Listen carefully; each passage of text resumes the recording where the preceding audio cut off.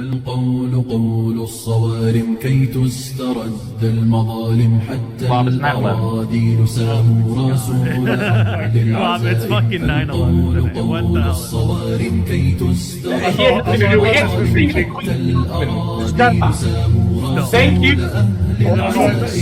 Thank you for being such a dog shit organization that we can somehow eke out the win out between our fucking toes.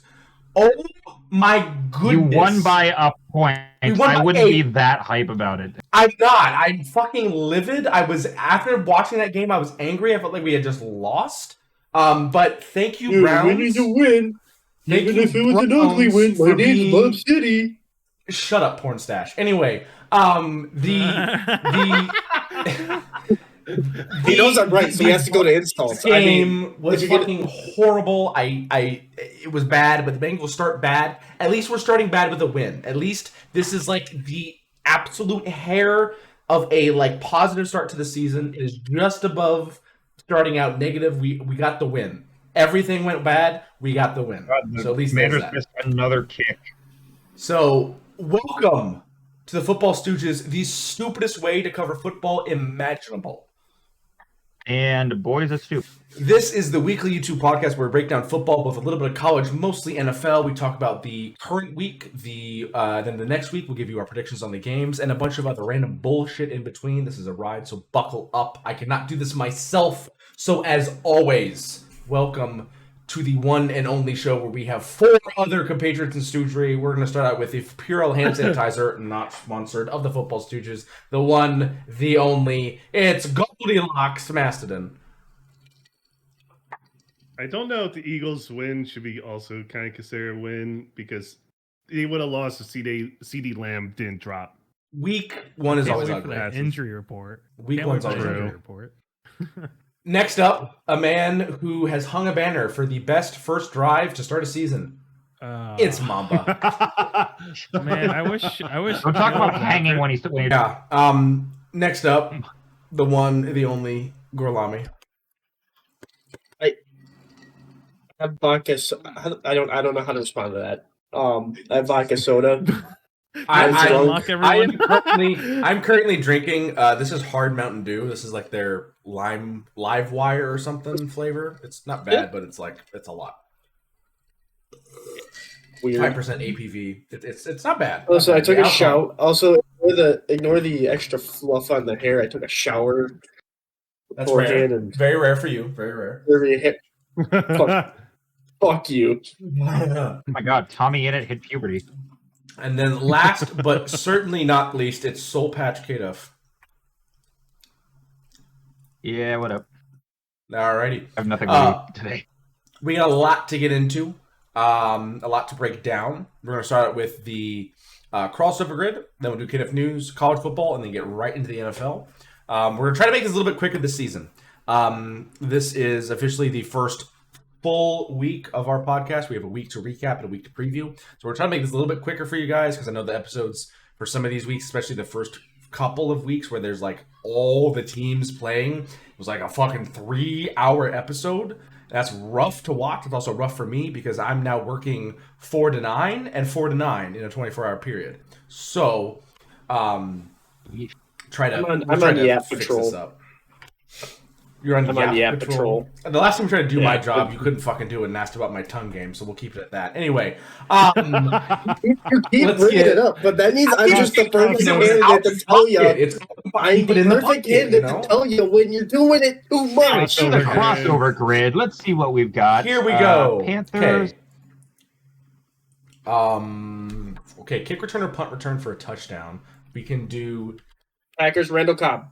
Desmond Howard. Bing. That is my fucking team. I get to pick. You yeah, piece of shit. Yeah, my team too, bitch. Heisman Trophy.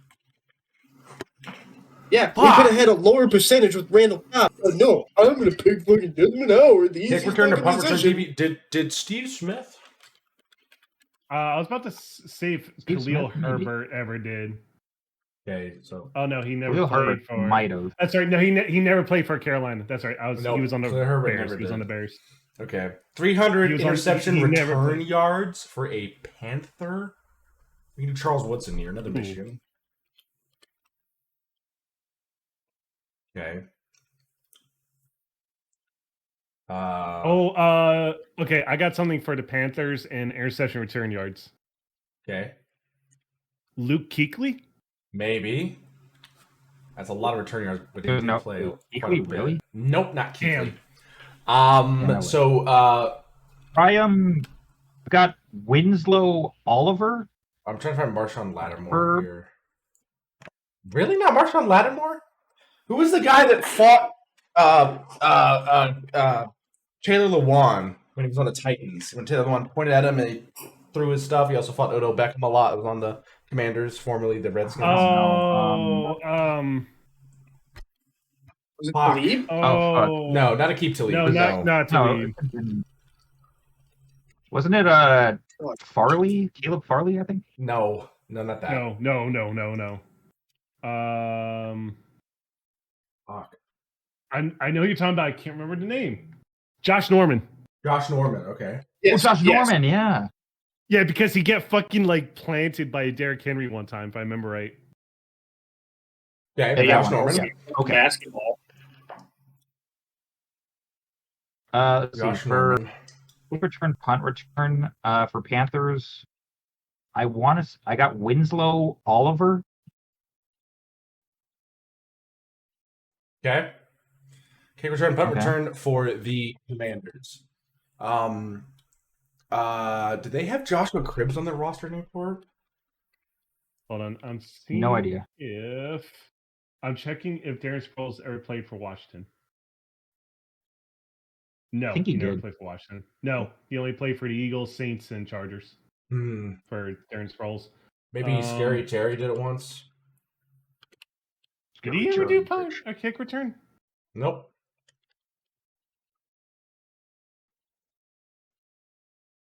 Diva Sammy never did punt or kickoff returns. It's definitely a tough one. Yeah. Hey, we said the episode's gonna be shorter. We keep all fucking up the crossover grid. Oh, I blame Wob. The fuck did I do, buddy? Did Randall What Cobb? the fuck did I do? we already did Luke Kuechly. He's not that far down the draft. I got a fourth round pick for the Panthers. Chuba Hubbard. I feel like Oh. Scary. I don't know. You already if did Scary Terry's Terry. done kick H-U-B-B-A. returns of for Washington. Gorlami, you we gave a fourth already and fifth tried. round draft pick for you guys. Devontae Hubbard's Adams. twin brother. Really? Devontae, I thought he was third. If they're either that or Musgrave, one of the two. Devontae Adams was. He spelled Devontae. Devontae's a second round Adams. pick. Where are you? Farther back. Luke Okay. Musgrave. So I He's a second round had pick. I actually had to look this up for the Panthers and the interception yards. So Okay. Chris Gamble. There we go. Okay.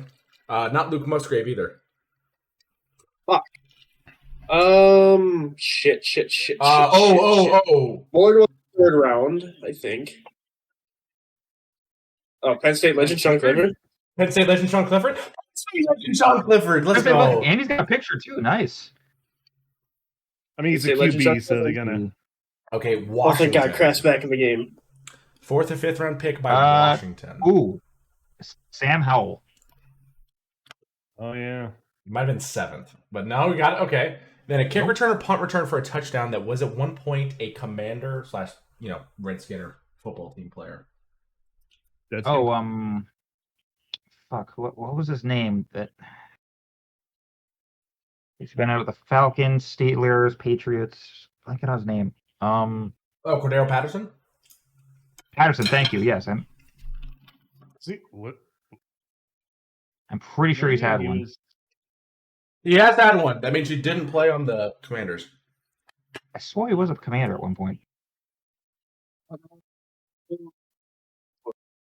Oh my god, we're Oh. fucking stupid. Huh.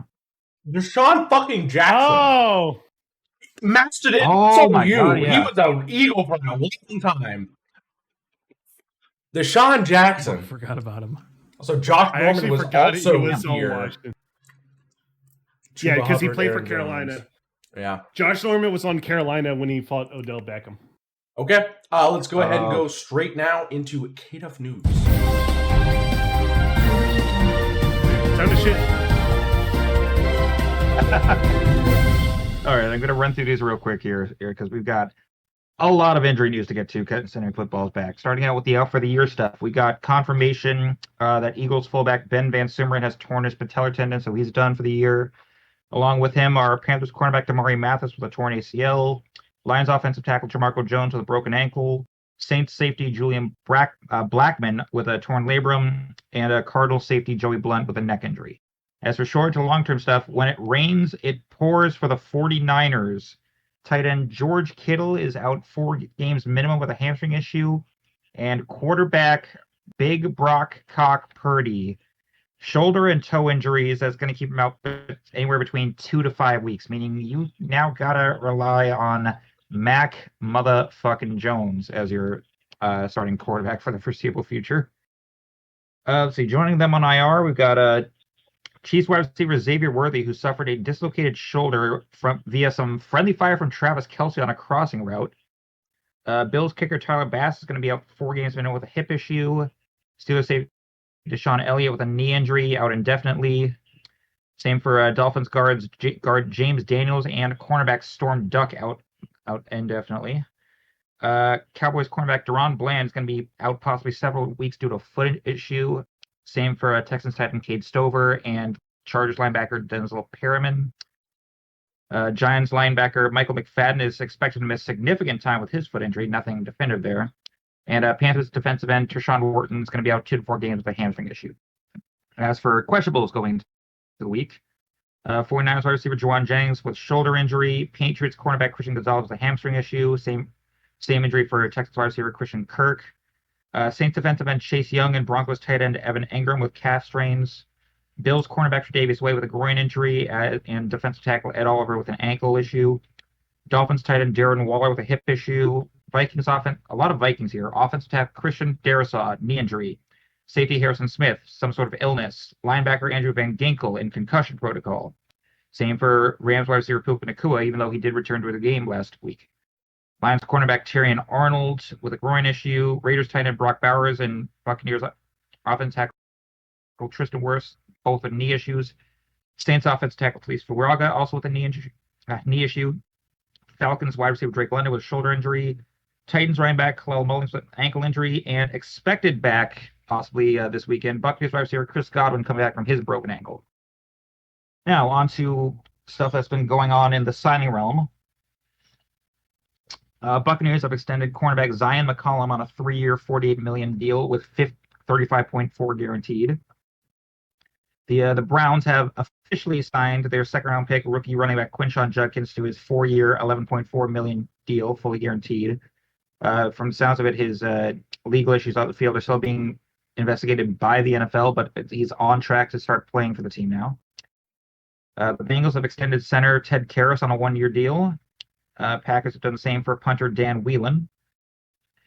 Eagles have made yet another trade. They've acquired former Jaguars running back Tank Bigsby in a trade for a 5th and 6th round pick.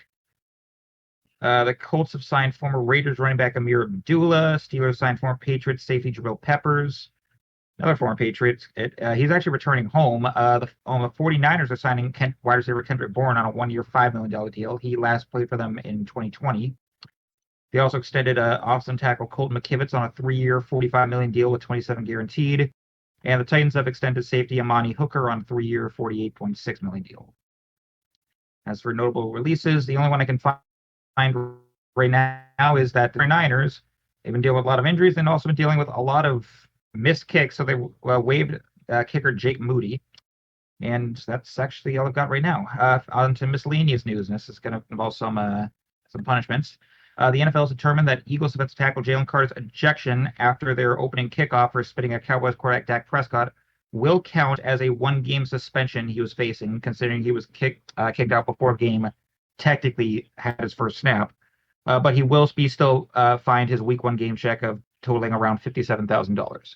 Someone that's not going to be punished for attacking another opposing player, Chargers defensive tackle T.R. Tart. He is not expected to be punished by team or by league for smacking Chiefs tight end Travis Kelce during their Brazil game due to a rule technicality that he used an open hand and not a closed fist when he smacked him.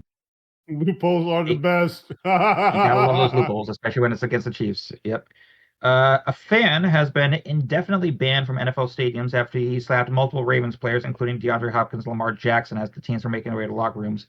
Lamar is also expected not to be punished for shoving the fan back as he was acting in self-defense. And this one is a little murky because it doesn't exactly say what he was suspended for, but the NFL suspended former Cowboys quarterback Kelton Hall for 3 games for whatever reason. It does not seem to be reported. I can't really find anything on that. Other than that, the Rams quarterback Matt Stafford broke John Elway's record with his 17th consecutive career opening day start. And Raiders head coach Pete Carroll officially became the oldest coach in NFL history at 73 years old and will be continuing that record when he turns 74 on Monday. The former guy who would have been the oldest head coach in the league, Bill Belichick, he's in the news saying that he banned all Patriots staff from attending UNC practices because they banned him from team facilities in Foxborough, which doesn't seem to be sound right because Vrabel also said that he's been welcomed back on the fact that he was at a private Hall of Fame event over the summer. So I don't know where the hell he got into his mind that he's banned. We'll see now, dude. Maybe a bit, yeah. The University of Wyoming has announced that it will be retiring the number 17 jersey at the end of their season in honor of former quarterback Josh Allen. And the Broncos have announced that they are exploring new options for a future new stadium that will have a retractable roof still within Denver's limits. They've cited an abandoned rail yard less than half a mile stadium for that for a location for a new home and mixed use district. This is a bit looking into long-term stuff. Their current lease at Mile High expires in 2030 with extension options that could keep them there for another decade, but that's really all I've got for now. Okay. Oh, you forgot one thing for Jacksonville. What's that? Liam Cohen is the first Jacksonville head coach to win his first game. Win his first game ever. Or well, I mean, is that like his first game he coached, he won. No Jacksonville coach ever had their first win in the first game of the season. Stay with me, everybody. That is sad. Yes, but Jacksonville's not exactly an old team either.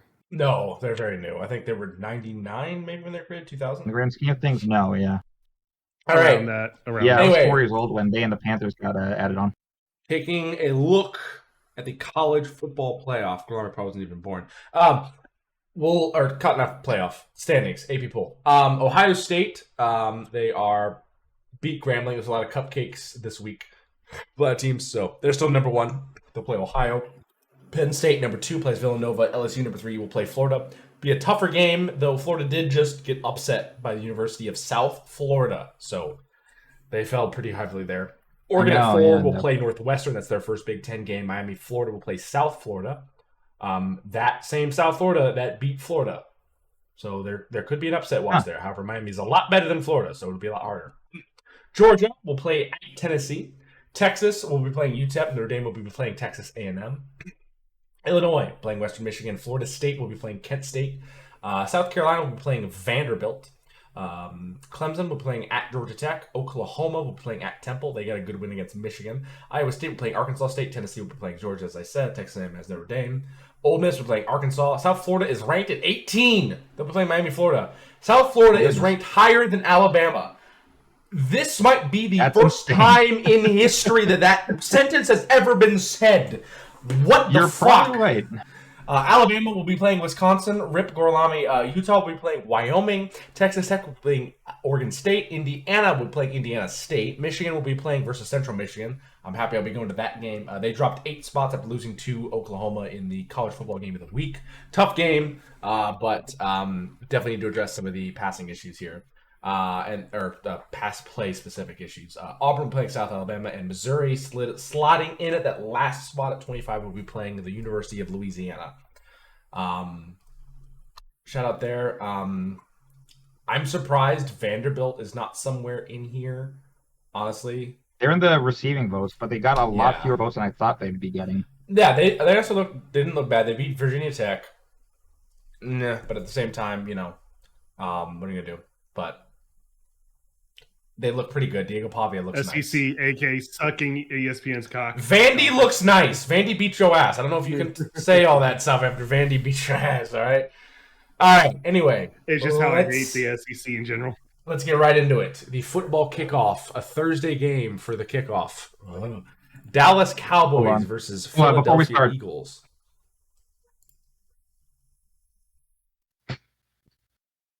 Well, spitting, yeah. He's paying this. Yeah.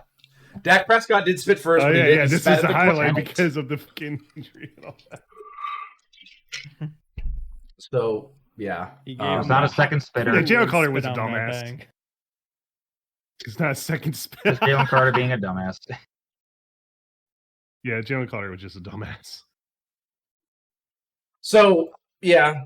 There we go. Starting off the game a little rough. This was a game. It was a game. It was really rough for the Eagles. Only a 4-point victory. Philadelphia wins 24-20. Not any big numbers jump off the board for the Eagles. Saquon only had 60 yards of rushing and a touchdown. Hurts outran him by 62 yards for 2 touchdowns. Hurts only passed for 152, no touchdowns or picks.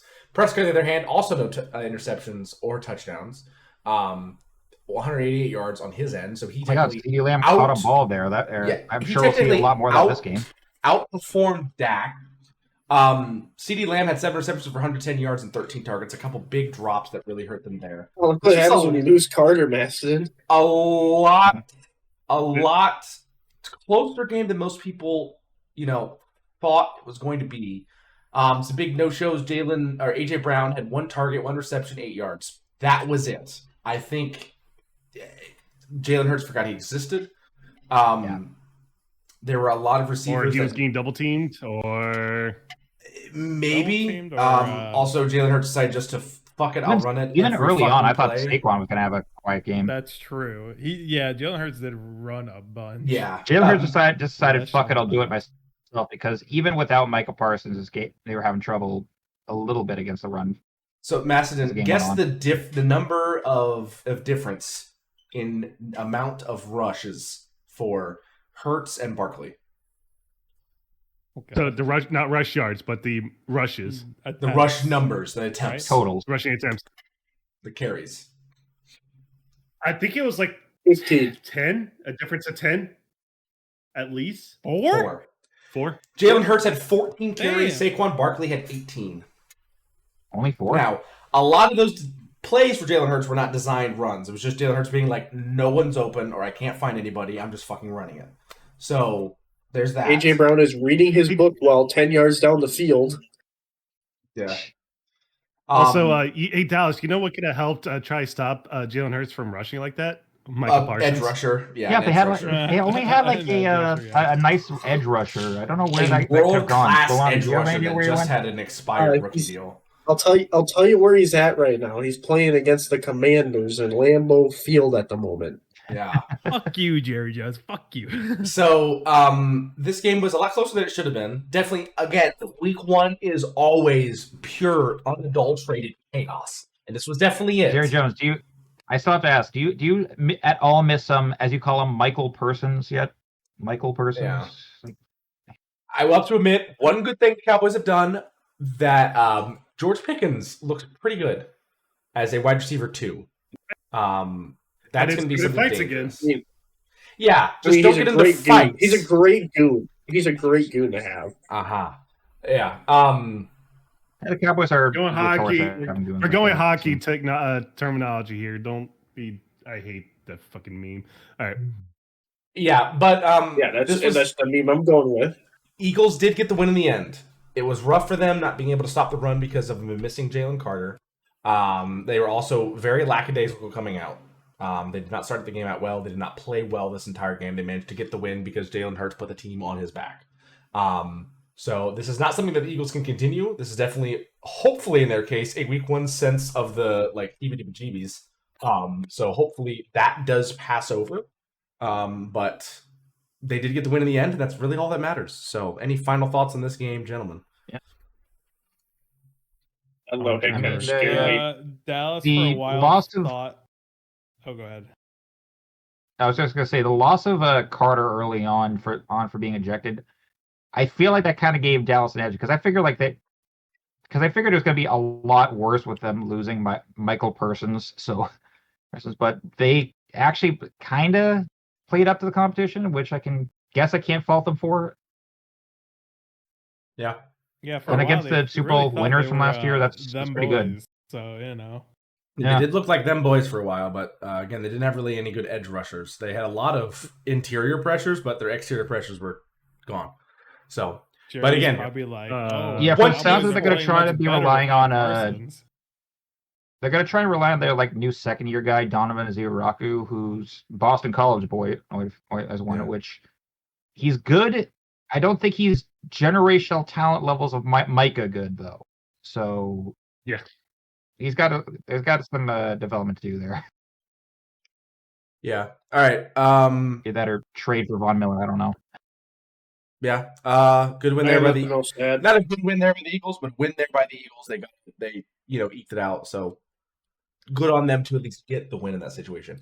Next up, the Friday night game in Sao Paulo, Brazil, between the Kansas City Chiefs and the Los Angeles Chargers. We do need to Obrigado, Chargers. You gave us the first 2-loss streak for the Chiefs in what feels like forever. All right. We do need to submit some evidence, though, for our private investigators. I became like a person who was running through the halls of my house screaming, "We drafted Xavier Worthy!" And my friends are like, who body snatched you? What do you mean we drafted Xavier Worthy? I forget where I was, but you were the first person to tell me. I was Celsius jealous. No, I was screeching. I couldn't believe it. You know he's jealous. Ladies and gentlemen of the jury, I submit my case. Also, long-term jealousy. Yeah. This was the YouTube TV free-to-watch game from Sao Paulo, Brazil. Definitely seemed to be a lot better turf conditions than last year. Better, not best, but better. And the Chargers got the win. Did a very good job. A lot of people are currently running around with the meme of, "Hi, I'm Justin Herbert. I am a 6-foot-plus blonde guy with blue eyes dating Madison Beer and just beat the Chiefs in Brazil. Whoa, I'm Justin Herbert." So Justin Herbert's clearly living the also Herbert. I lost my virginity to Madison Beer. All right. What? You that one? You didn't see that one? No. Anyway, I saw a couple like that. Anyway, the Chargers won 27-21 in Brazil. Great win for them to start the season against a division rival and a reigning AFC champion. Herbert went 25 for 34 for 318 and 3 touchdowns with no picks, outperforming Mahomes, who had 1 touchdown, 258 yards, and no interceptions. Herbert also ran second most yards, 32 yards. Some good receivers. Quentin Johnson showed up 2 touchdowns, 5 receptions, 79 yards. He's forgetting how to drop the ball, which is great. He found out. Look at that! He found out he has hands, guys. Yeah. Lad McConkey, 6 football. receptions, 74 yards. Keenan Allen, 7 receptions, 68 yards and a touchdown. Tyler Conklin, 2 for 50. Is this? I'm not tripping. Was Keenan Allen on the Bears last year? Yes. Yeah, but he's back with the Chargers. Yes, he was. Yeah, What he was was back fuck- with the Chargers? They He re-signed just did him an late. internship in Chicago, said, "This fucking sucks," and went back to LA. Yep. He's Pretty like, much. "Fuck these hoagies. I'll go have avocado toast all day." Hollywood It Brown was had probably 10 too receptions. cold for him. 10 receptions and 99 yards. Smith-Schuster, 5 for 55. Travis Kelce, 2 for 47, a touchdown, and 1 takeout. Rushing, Patrick Mahomes was their lead rusher, 6 carries, 57 yards, and a touchdown. Pachenko, 5 for 25. They could not get the run game going. Again, Jim Not much Harbaugh of a run game defense for either of these games. Less than 100 yards each. Yeah. Najee Harris only took 1 carry for 5 yards. So that was interesting. Now that they acquired a new, running back, I think they're using him a little bit more. Yeah, Amari and Hampton. Well, he is also recovering from that eye injury, so they're probably just chancing him. But yeah, Hampton, though, they look like they're going to be trying to use him as the lead back going through the year. Yeah, 15 for 48. Love me some Rashawn Gary, baby. Yeah, so... but again, this Chargers defense is looking better and better each year. They've taken a big step up this first week. They looked on point and on target. Jim Harbaugh is a great motivator, knows how to get the guys going for any game, whether you're playing the best or the worst team. So he's very poised and set up for this, and he's also a very great defensive coach in many instances. So he's bringing in the guys from Michigan as well. So they've done a great job here about really throwing some new looks at Patrick Mahomes, confusing a couple things, and doing a great job. And then offensively, they're doing an amazing job. I love the amount of play action that they're using to really get some open looks for Justin Herbert. And they're doing a great job in most aspects of play. So I think this is a great start to the season for them. Tough start for the Chiefs. Any thoughts from you guys? I do want to first say the score bug was decent. At least YouTube actually had a decent score bug. Chiefs defense went down. It's score bug. That's what it's called. Score bug. Yeah, the thing behind me. Bug. Yeah, you never heard it called. It's always been. I've literally never heard that term. You never heard that. Okay. I know they call it a score bug, but I never heard it.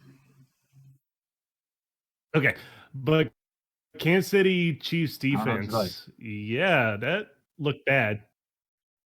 Their offense didn't really look that good either. The Chiefs also, their defense does really good when they can get some native pressure. Sometimes they'll blitz a decent bit. So look at this O-line setup. D-line, excuse me. They're crowding the box. They are not really trying to straight at all. It looks like my bottom teeth. Like Jesus. The Chiefs love to get some pressure where they can. In a lot of situations, they won't blitz a ton, and they'll try to get people in natively to rely on Chris Jones to really get in pressure natively. But at the same time, when you have a Jim Harbaugh offense who is going to prioritize blocking over everything, you're not gonna get into the backfield as often as you think. So, right. Yeah, this is Chargers staying Charger. They didn't. We'll see if this lasts. It'll come later in the season. Don't worry. Yeah, true. But impressed about the Chargers. Their blocking was phenomenal. Their defense was great, and Justin Herbert looks, after week 1, totally overreacting. Justin Herbert looks like the MVP favorite. I mean, 318 yards and 3 touchdowns with no picks, only 9 incompletions. Dog, wow, that is also brings up this that we can overreact about. With the Chargers win, Broncos win, Raiders win, Chiefs are last place in the AFC West. Yeah. Clap it up. All is right in the world. The Chiefs are last in the AFC West. Thanks for the sacrifice. Oh. Thanks for the sacrifice, K-Duff. Thanks for the sacrifice, K-Duff. Amazing. Yeah. Xavier Worthy sacrificed himself for that loss. Travis Kelce put Xavier Worthy on a fucking sacrificial altar and, just blew him up. Any other thoughts about this game before we move on? Kill our first-round pick, our firstborn first-round picks for us to actually win the Super Bowl. I gotta say, thank God the Chiefs lost. I think I picked Chargers for this one. When the Chiefs lose, I think you and I both did. I think you're the only one that did. When the Chiefs lose, America wins. I was going to say that exactly, Mamba. I was going to say that exactly. No. It was Gorlami that picked the Chargers. You picked. I said that. Anyway, shout out the Chargers. All right. Anyway, we'll move on to the Tampa Bay Buccaneers and the Atlanta Falcons. Hold on. Put the Michael Jordan Space Jam movie with him stretching out and Michael Penix Jr. doing his stretching. It's the exact same picture. Now, even though the Falcons did lose 23-20, also they falconed.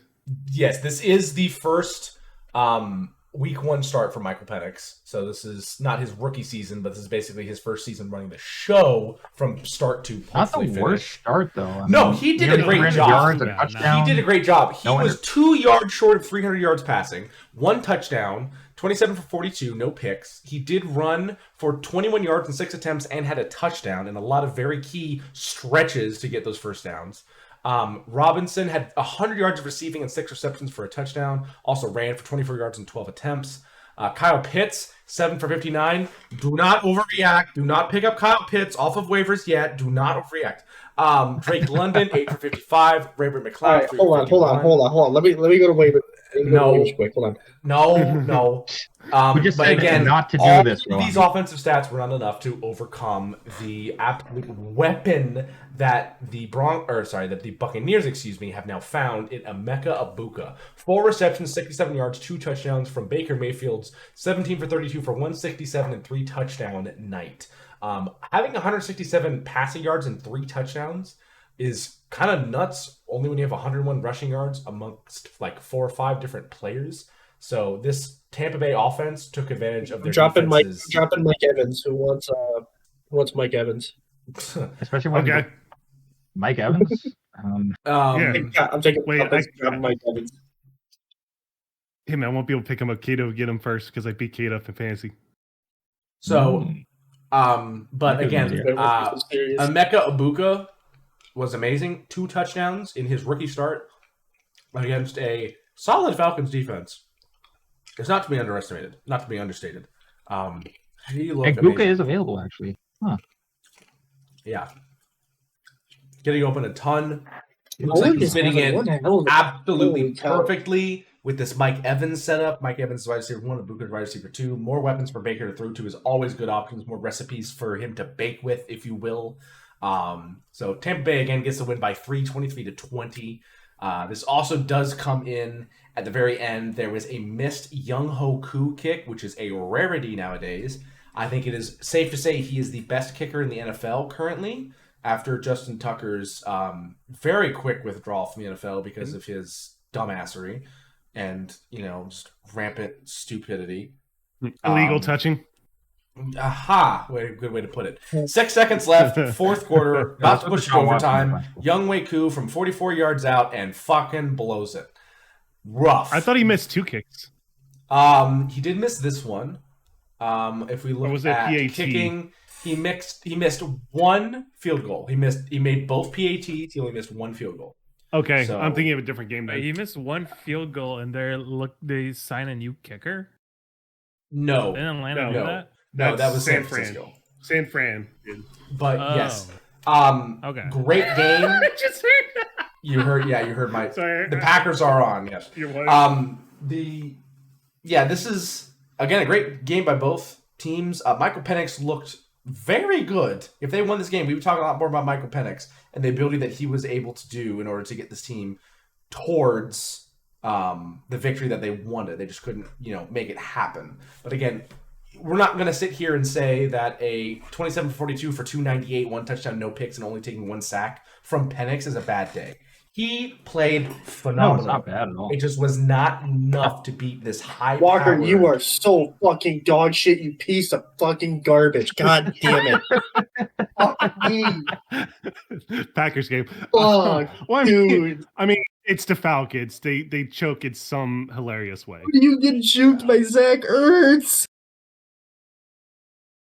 Zach Ertz is one of those like shifty white boys. You better watch out. Jason Williams, Yeah. Zach Ertz. Also, can we show Penix stretches just to see that Michael Jordan? No. Do No. we have a shot for that? Yeah, probably. Oh, they gotta have a highlight. No. It's for the touchdown, or at least a touchdown. Yeah. Yeah, so they get stuffed on a 3rd down and 1. So it comes to 4th down, I believe 2 or 3. They decide to go for it. They're only down 4, so a field goal would still put them down. They want to get up. So 4th and 1, Michael Penix takes it, drops back. A lot of guys Pitts falls down there, gets in there. This is the first down. Yeah. First down. That's the Yeah. first down. That's a first down. That's not. Yeah. Which is absolutely Yeah, crazy. no, but he did. Yeah, Hopefully but they this show a next quick player, replay. the one after. Look at this straight. I want that touchdown. He wanted the Oh 30. my god. And it's in cross. That's crazy, You got bro. Look at the line guy. He's like, "Ooh, that's pretty close." Yeah. Woo. So they review it. They're like, you didn't get a touchdown, but you've got first down, so you're going to get a new set of 4 chances to get into the end zone. So as always, the Falcons have to use all 4 chances to get into the end zone. Can't tell this is because the Bucs defense is okay, or it's just they're falconing. Yeah, called in. But they got it. Drake London called incomplete. About a 5 yards, 4th and goal from the 4-yard line. Penix is like, "Fuck, no one's open. Here we go." And I'll do it myself. St. Louis. It looked like he fumbled. St. Louis is currently trying to get a time machine to get him in place of a certain receiver in a certain Super Bowl, because the stretch that Penix made in order to get to the tape there was just enough. But again, it was Tennessee.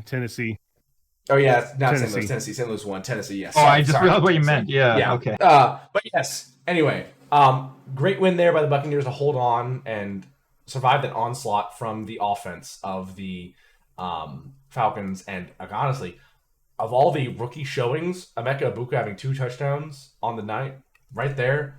What a rookie performance! Great job by him. Yeah, it's great. Once again, the only problem is with Chris Godwin on track to return back. How much longer before he starts losing some of that yardage to him? Oh no! I just put another dreadnought cannon on my fucking tank. More weapons. Yeah, but that injury he's killing off of is. I just plugged another M4A1 in directly into my brainstem. Like, I got more weapons. Okay. All right. Egbuka is a wide receiver 1. Let's move to the game you've been glazing about. All right. Ladies and gentlemen. Browns are a fucking dysfunctional organization. Zach Taylor masterclass, everyone. A lot of offensive play callers think that football is about using your strengths to attack the defense's weak spots. They're wrong. They don't know shit about the game compared to offensive mastermind Zach Taylor. The Bengals were the number 1 passing attack in the league last year. Top 5 quarterback, 2 elite receivers, pair of great tight ends. The only spot on offense where they're kind of weak is this offensive line, particularly at the guard spot. So on a 3rd and 1 with 2 minutes left, a chance to put this game away against a defense with 9 guys in the box, what are we going to do here? We're going to tell our 5'9", 200-pound power back to duck that head and find the A-gap. And I, for one, am shocked that this play doesn't work and that they have to punt. Our defense got a pick, though. They gave us the ball back with 1.5 minutes left. We just have to get 1 first down. This game is over. I think the Browns might be expecting run here. So we're going to line up in 13 personnel, 3 tight ends on one side, and we're going to take a unique approach to this. We're going to run something that they're not going to expect. A halfback dive. Zach Taylor. Okay, why did that first down play not work? Well, Yoshi Voss was lined up on the outside. We got to bring him into the slot. Other than that, let's keep this same formation against the same defense. Alex just took a seat and with, let's pull this guard. Scary 63, Terry. just for shits and gigs. That could be the difference here. All right, 3rd and 12 now. What do you do in Madden when your first 2 plays feel like this don't is all we work? need to Well, need it couldn't to show be for the you. game. It couldn't be the play calling. I did the miss You just kick. got to The hit rest was that just RT ugliness. button, flip play. So now our 3 tight ends are on the left side of the field. We're on this right hash mark. And pulling the guard didn't work, so we're just going to go back to the halfback dive here on 3rd down. So the Chase Browns Brown ended up is winning this. basically How Derrick fast are we Henry, firing except Zach he's Taylor? nothing at all like Derrick Henry. But So he we're would going to be use him gone. like he's Derrick Henry. Right, Run him on second. 3 straight plays to try to get that Like, first I'm down dead and seal serious. the Like, game. if they That's the lost mark this of game, an elite offensive mind. I Doing would the not same put it thing past Mike over Brown and at all to over. just be like, why would you think this is going to be? Here's the other thing about this place. I'm the guy who didn't want to pay There Trey are Hendrickson, 9 and I think this is a bad idea. There are 9 players in the box, right? They're calling run in those situations where we have the ability to go down the field, like run some time off the clock. If we get a first down, the game's over. You know what works in that situation when they have so many people in the box and there's single coverage on the outside? A screen! A screen works phenomenal! This is the one time I'm saying run a screenplay. I'm saying it. Zach Taylor, look at me. You mean the play that Zach Taylor only knows how to play? Screen there. 3 straight fucking games with a 5'9" fucking Illinois cornerhead running back and think that you're going to run the ball down Myles Garrett and the first round pick from Michigan, Mason Graham's throat. What are you smoking? Can I have some? Because I don't want to remember this game in 2 days. Please. This shit was unbearable to Anyone watch. understand what Lob said? So anyway, the Bengals win peeking. 17-16. Joe Burrow had 113 passing yards on 14 attempts and a touchdown. Flacco had 1 touchdown, 2 picks on 290 yards. And do we really have to get any more about this? This game was just fucking ugly. It was ugly. The reason the Bengals won is because of rookie kicker from the University of Syracuse, Andre. His last name is SZMYT. His name is SZMYT. Because I have no idea how it's shit. His last name is shit because he played like shit. He was 1 for 2 on field goals and 1 for 2 for extra points. Andre Shit, thank you. Yeah. You played like your last name, Shit, and we won because your team and you are shit. So thank you. We got the win. I mean, that's why they call the first time ever. The best player on our team this game was our kicker, Ryan Rico, who pinned the fucking Browns back within their 10 almost twice or 3 times. Honestly, a phenomenal kicker, doing a great job. Cam Taylor-Britt. Still long of 62 yards on 316 punching yards. That's not bad. Cam Taylor-Britt still can't cover anyone. And I mean, other than that, like Noah Fant looked great, our new pickup, and Shamar Stewart, our rookie, looked phenomenal. He had 2 batted passes and was amazing in the run set. Yeah, Fant was second in receiving and had the touchdown. That's not bad at all. Yeah, we need to get this offense in much better condition. Running the ball was great the first half, but then Zach Taylor continued to go back to it when they sacked the box. You have to be able to think on your toes, Zach, and make halftime adjustments and changes because the defense is going to do that. So, great job by the Bengals to get the win, but it was a horrible game in particular. This should have been a loss. We should have lost this game. In fact, I'm counting this as a loss. We again started the season horrible. So, fuck you, Zach Taylor. I hope so John lose in week 1 again. This is basically a loss. I can't take this as a win. It's so bad I can't take it as a win. And moving on. Yeah. It's okay. We're going to get team who definitely wishes they could have done a lot better. Indiana Jones is real. Indiana Jones is real. However, you know what is also real? Congratulations, Billy. You win most handicapped. I fucking I did say my Yeah, man. Tua turned the ball over. Had a fumble and 2 picks. It might be time to let the sun set on his football career because this was horrible. The sun is currently rising, though. Wildcat? The sun is rising on Daniel Jones' career in Indiana. He looked phenomenal. Indiana Jones is real.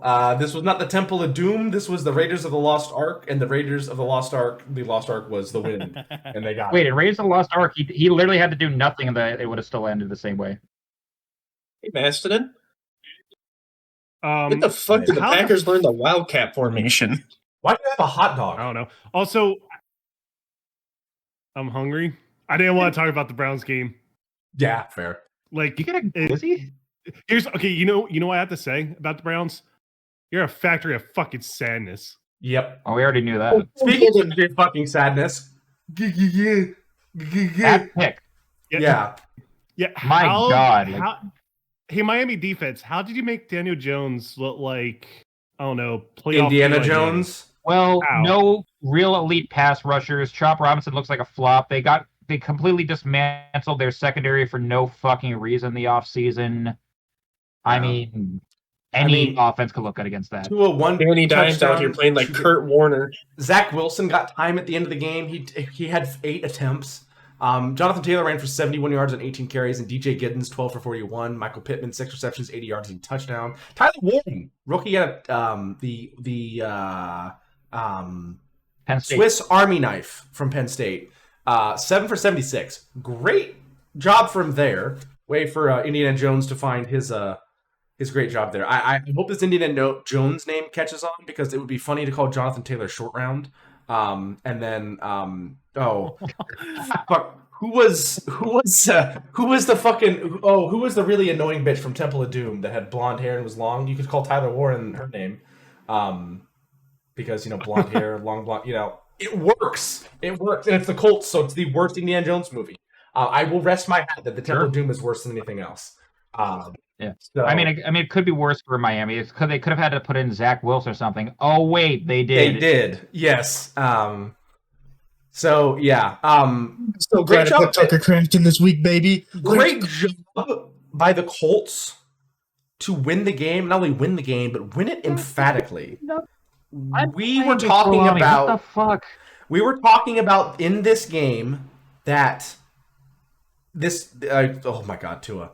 For fuck's sake, Dan Quinn, contain Tucker Craft. We were talking about when we did our previews that we were considering the Colts could possibly be the worst team in the NFL. After this week, I don't think that's the case anymore. We'll have to see how the rest of the season goes, but at the same time, they were not only clicking, they were like grooving. Is this because now the current owner is on the sidelines and she is wearing a headset the entire time to see if any of the people on the sideline giving play calls are full of BS? Who knows?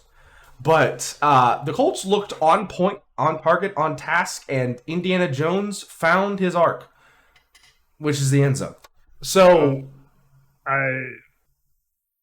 Miami defense. The Colts is not the worst team. It's gonna be Miami. Oh my sweet baby Rays, Daniel Jones. Did you see a ghost behind someone in this picture?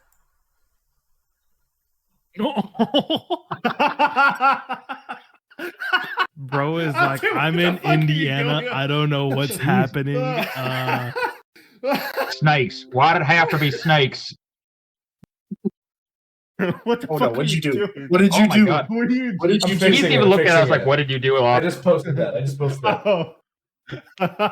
Jones is even looking at us like, what did you do? I mean, I can make this a little bit better if I just like. Yeah, that would have been. Snakes. Yeah, why did it have to be snakes? That is everyone's reaction watching this game. We're not covering this anymore. This shit's crazy. Yeah. No. He's looking at the ghost of Jim Irsay. Okay, let's get this one over with. Oh, for fuck's sake! Come on, Chrome. Did you close it? No. It's okay if we can. We can skip this game and move on to the next one. No. Raiders and Patriots. The first win for Pete Carroll as the head coach of the Las Vegas Raiders. He gets a win over the former team he used. I believe wasn't he assistant coach of the Patriots at one point? He was a head coach of the Patriots from 97 to 99. He was the guy before Belichick. Yeah, and this is also the first loss for Mike Vrabel coaching the Patriots. So, two new coaches going at it, two new styles of playing going forward. The new look Raiders went to town. Another impressive performance. Geno Smith, only 10 completions, 362 yards, a touchdown, and a pick. Geno, I wrote you off, Geno. My bad. Ashton Genty, 19 carries, 38 yards, and a touchdown. Not a ton of big numbers, but at the same time, we got a touchdown. Looked pretty good. Brock Bowers, 5 receptions, 103 yards. Jacoby Myers, 8 for 97. Trey Tucker, 2 for 54 and a touchdown. Deontay Thornton Jr., 2 for 45. Michael Mayer, 4 for 38. Dog. Everyone's eating. Over on the Patriots side of things, Drake May, 287 yards, touchdown and a pick, 16 incompletions. Slightly less impressive than Geno Smith, but still very impressive. Travion Henderson, 5 for 27. Ramondre Stevenson, 7 for 15. Not a lot of rushing in this game. Keyshawn Bootle, though, 6 for 103. Boutte. Hunter Henry, 4 for 66. Stephon Diggs, 6 for 57, and a bag of pink Coke. Travion Henderson, also 6 receptions, 24 yards. Great job by a lot of these receiving cores, getting the job done. But in the end, the Raiders just played better offensively. Both defenses just did not show up at all. Caleb, what's your take on the Patriots? Well, our secondary was also not really great. We have a nice safety in Jalen Hawkins, but with Christian Gonzalez. Oh, look, it's Lob's nightmare. Brock Bowers. Gone. That's just exposing more of our weaknesses. In fact, there's Jalen Hawkins there with the interception. I will say, though, I wasn't too upset, mainly because I have Bowers and Ginty on fantasy. I was getting points off of that. Going up against a Max Crosby defense, though, this offense looked okay. I'll give it that. There's got to be a lot more to improve upon. That run game and we definitely got to work on. Wide receivers cannot drop like that. I mean, like Pop Douglas, he's the guy who caught the only touchdown we had, and he has -2 yards. Like you look at I swear to God, look that shit up. How does this man have -2 yards and a touchdown? Yeah. Because one reception he caught for positive yards for a touchdown, the other one was so negative it flipped the script. First round pick, left tackle there, Will Campbell, did have a okay game. Yes. He had 2 sacks allowed and 2 false starts. He was very unhappy with his performance. Barely talked to the media in those situations. Was very somber and apologetic. I mean, again, love up against Max Wyatt. I feel like that would be a lot worse if we didn't take him, because going against Max Crosby and an emerging Tyree Wilson, that's admirable for your first game in the NFL. He expects himself to be able to shut down Max Crosby and holds himself to that expectation is a phenomenally good sign. Yeah, we like that. I love that accountability about him, Adam. He's humble. He's not like storming off like fuck it. Like I should have been doing a lot better. Like he's again, young guy, expected. So as long as we build on it, he's not like letting up like 2-3 sacks a game, then I'll be happy about it. Like I said, all I'm expecting out of this team is getting more watchable, and I was getting a lot of that this game. So that's the only thing I could be happy about right now. Also, shout out Mike Vrabel for hitting the Steve Belichick pose there. Yep. Oh, that kind of reminds me of Steve Belichick. Love that sweep there by Henderson. He said, with the Steve Belichick, I forgot he's at UNC with his dad, and guess who's UNC offensive coordinator? There's someone horrible. Freddie Kitchens. Drake May just going to Freddie Kitchens. Jones. I think Drake May's already better than Mac Jones. Don't put that evil on me. Don't put that evil on me. That he's turning into Mac Jones. I'm gonna put that evil on you. I'm gonna put that evil on you. Yeah, he is. I think he's already better. No, it's too early. It's too early. I think what we've seen, the best of Drake May is already better than the best of Mac Jones that we've seen. I think that's fair. That's true. That's fair. So at least the ceiling's higher. We'll have to see where the floor is. Speaking of the floor, go back to this kick real quick. Go back to this kick real quick. We need to talk about this because our new kicker, Andre Borregales here, 40-yard chip shot, no wind. How the fuck do you do that? Whoa, 40 yards is not a chip shot. That is not 40 yards is not a chip shot. In the NFL now, apparently it is. Hey, no, I would say 35 because you have people making 60 people are consistently making kicks from between 45 to 55 or more yards. Certain people. Can you name me 5 of them that are automatic from 45 plus? Justin Tucker pre-last season. Okay, no, Evan McPherson. He's not in the league anymore. Evan McPherson is not. No, fuck that. No. Younghoe Koo, who missed one. Chris Boswell. Okay. Give you that one. Jake Bates, Brandon Aubrey. McManus just missed one tonight. Yeah, not McManus, no. That's 4. That is not a chip shot. 35 and under, I'll give you the chip shot. Anything 36 and over, that is not a chip shot. You guys are thinking that everyone's Adam Vinatieri. There are some really special kickers. No. What do you expect from me? I had Vinatieri. See his fucking track record? He's a good kicker. That's my standard for kickers nowadays. Well, you need to lower your fucking standard. You had the cream of the crop, golden best that anyone could ever have, and you want to go back. You're not going to get there in one season. You're going to have to struggle. I know I'm not going to be 500. You're going to have to have a shitty kicker. Fucking relax, my guy. He's going to wake up in the middle of the night and clap you silly. Fuck you.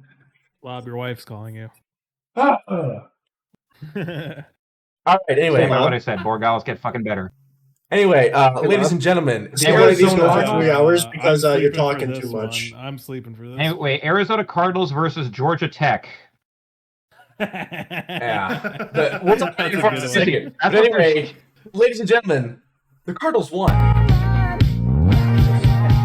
Oh God! Oh my God!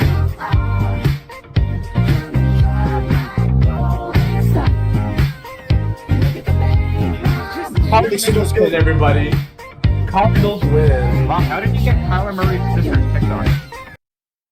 Oh man, I didn't hear what did you say?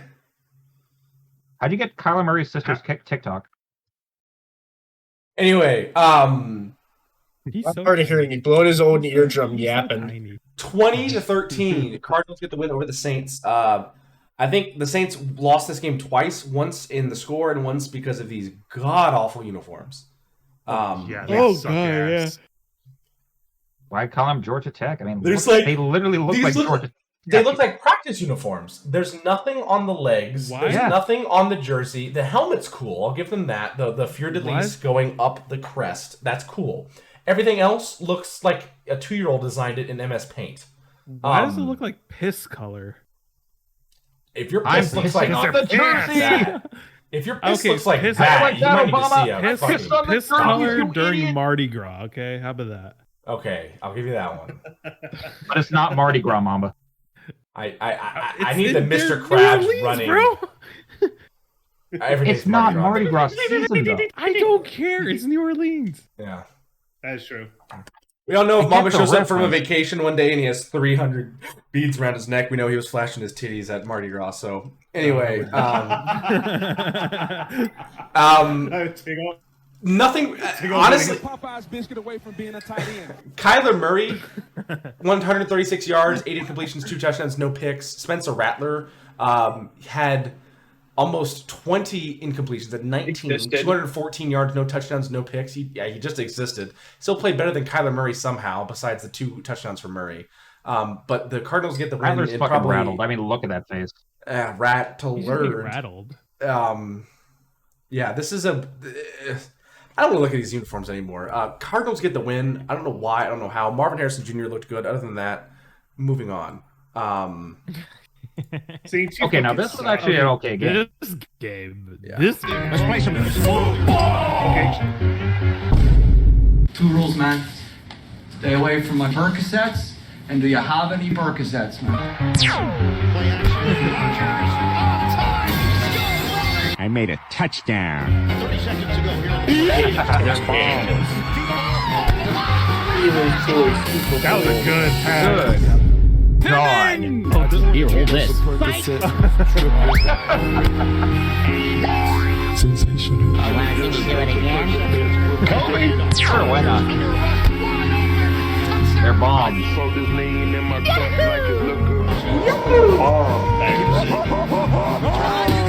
I dropped my hat.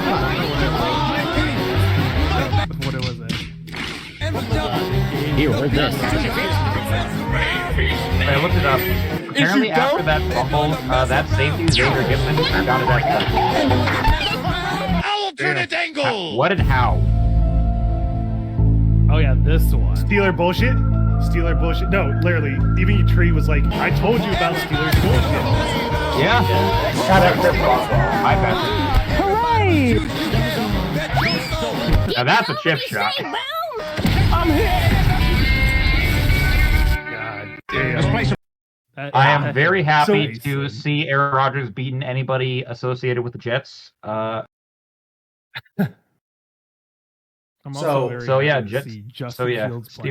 34-32. 3 victories for the Steelers. 1, Aaron Rodgers did not re-tear his Achilles. 2, they won the game. And 3, Aaron Rodgers probably was not on Percocet. Still debatable. Great job by the Steelers to get this win. If you were to tell me that one of the highest scoring games in the first week was going to be Steelers and Jets, I would have said you're on Percocet. But it turns out, I figured it would be high scoring on one side, just not from both sides. Yeah. Aaron Rodgers went 22 for 30 for 244 and 4 touchdowns with no picks. DK Metcalf is new receiver, 4 for 83. Austin the third, 4 for 70 and a touchdown. Firemouth, 3 for 82. Ben Skoranek had a touchdown for 22 yards. Jalen Warden, 2 for 22 and a touchdown. Johnny Smith also was on this roster, 5 for 15 and a touchdown. They have a billion tight ends, all of which are fairly good. The Jets, on the other hand, Fields only had 6 incompletions, 218 yards with 1 touchdown. Breece Hall went 19 for 107 rushing. Fields also 12 for 48 and 2 touchdowns. Garrett Wilson 7 for 95 and a touchdown. Breece Hall 2 for 38. Tyler Johnson 2 for 31 and Mason Taylor 1 for 20. Offensive powerhouse from both sides. It came down to a final drive where the Jets were trying to get downfield to score and win the game. It was a touchdown, and Jalen Ramsey on a 4th down blew up a play to Garrett Wilson. that's a phenomenal. We'll skip to that real quick. A phenomenal hit at the end of this game right here. 4th and 3. Garrett Wilson, butt naked, wide open on a crossing route, catches the ball. Jalen Ramsey delivers the hit, and to see a Steelers player with no gloves on and finger tape is scary on defense. That is a player that's also to see. Also, when everyone was like writing off Jalen Ramsey, like this was a downgrade trading him for Fitzpatrick. Like Jalen Ramsey still did not look amazing. However, that was a phenomenal play by him there. The one play does not mean he played the entire game well. He did play pretty good for the entire game, but at the same time, that big play was the changing factor in the game at the very end to seal the deal. So, but again, toe drag swag there though. Aaron Rodgers looked very good, as he generally always does when he's not playing for New York. But Justin Fields also looked very good. No interceptions, 6 incompletions, 218 yards, ran for 48, passed for 1 touchdown, ran for 2. Very good job for him there. Ran for 2 we know Fields can play well outside of the Bears system. I mean, he was with the Steelers last year, and the sample size we got out of him before they went into Wilson mode was pretty all right. Yeah. So he was good on the Steelers too. Like, he wasn't like ass. Even though the Jets lost this one, Matt Nagy is your coach. Even though the Jets lost this one, I think it's still like a loss where you kind of feel up. Yeah, you feel good about a couple things inside the loss. Like Justin Fields looked great. You need to keep up this production. They look competent. The defense shouldn't give that much like points or yards, but I just don't know because of Steeler bullshit. One thing they did that helped. One thing that helped for rushing. Guess who they ran away from? They ran away from TJ Watt. A lot of teams somehow don't know that. That's a fucking concept right there. That is a concept. I'll say my only complaint with the Jet, like just a minor one. I think Aaron Glenn with his timeout management near the end of 4th quarter could have been better. He is now maybe a bit. He is a DC going to OC, so there's gonna be a bit of a change there. Obviously, you should know a little bit better, but at the same time, like it's a little bit out of their normal ballpark, so it might take some adjusting. He did look good. This Jets team this one Jets game was as a loss better than the past 2 years of Jets football. Yeah, which is crazy. I said that's my minor. We got a man down from the Commanders here. Who? I think it might be Eckler. Ooh. But yeah, great win by the Steelers to get their win, the first win in the Rodgers era. So only 8 more. He's non-contact, immediately grabbing his shin. That's not good. Shin. Yeah, Eckler is getting up there in age for football players, especially running backs. So hopefully he's all right. Yikes. But Steelers 9-8 Super Bowl. Steelers 9-8. They're kneeling. I don't think this is going to be good. Here we go. Also, something that's not going to be good. The Giants. Oh yeah. Before we start this though, we need to talk about the speed run that is going to be happening from Scatabusi. If he wanted you out of there, he'd go do it himself on feet. Arizona State. It's his own player. His own play. Let us give. I definitely see Kyle Anthony Richardson. A Kyle Juszczyk vibe from him. For a second, I thought you were gonna say Kyle Pitts. I'm just like, no, we're not that Kyle Pittsfield.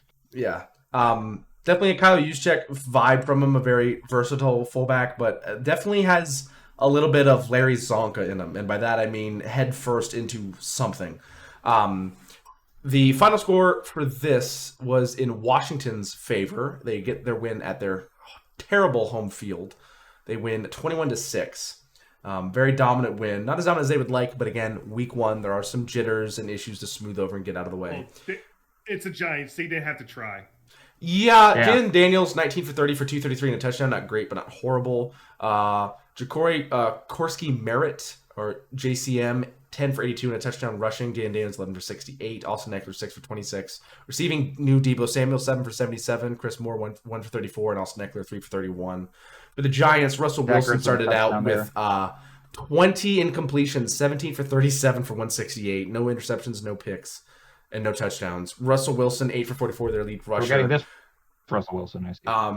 Cam Scatterboot, despite all those plays you saw, 2 rushes, -3 yards. There's not much blocking on an Evan Neal offensive line. Blake Neighbors, 5 for 71 receiving, and is currently doubtful for next week, or at least questionable for next week. So this season's already going phenomenal for the Giants. As it should. Yeah, well, there's also rumor they might have already seen enough of Russell Wilson. There's been talk that like he is technically going to be starting week 2, but Jackson Dart's waiting in the wings, man. I think they might have already decided, hey, okay, we're starting to see enough here. But again, they already cut like the backbone of this team for the New York area, and that was the one and the only Tommy DeVito. So. It's either going to be the same score. Yeah, so let's see. You've got Mr. W Eater waiting in the wings, or an unproven rookie. How good is it to have a New York team with an Italian American at quarterback? It's great. I mean, it's so fitting. It's fitting. It's like having an Ohio native as your. It's like having an Ohio native as your quarterback in Joe Burrow. Right. Yes. That can't block. That can't have an O line and gonna get them hurt. Yeah. So yeah, they're essentially the same people. Yeah. And we have losing seasons again. The best silver lining: Cam Scatterboot will run through a brick wall to get a single yard. This guy. See him do look at that play right there. Look at that. Like, go back and watch Cam Scatterboot on the fake handoff here. Watch this block. Takes the hand off.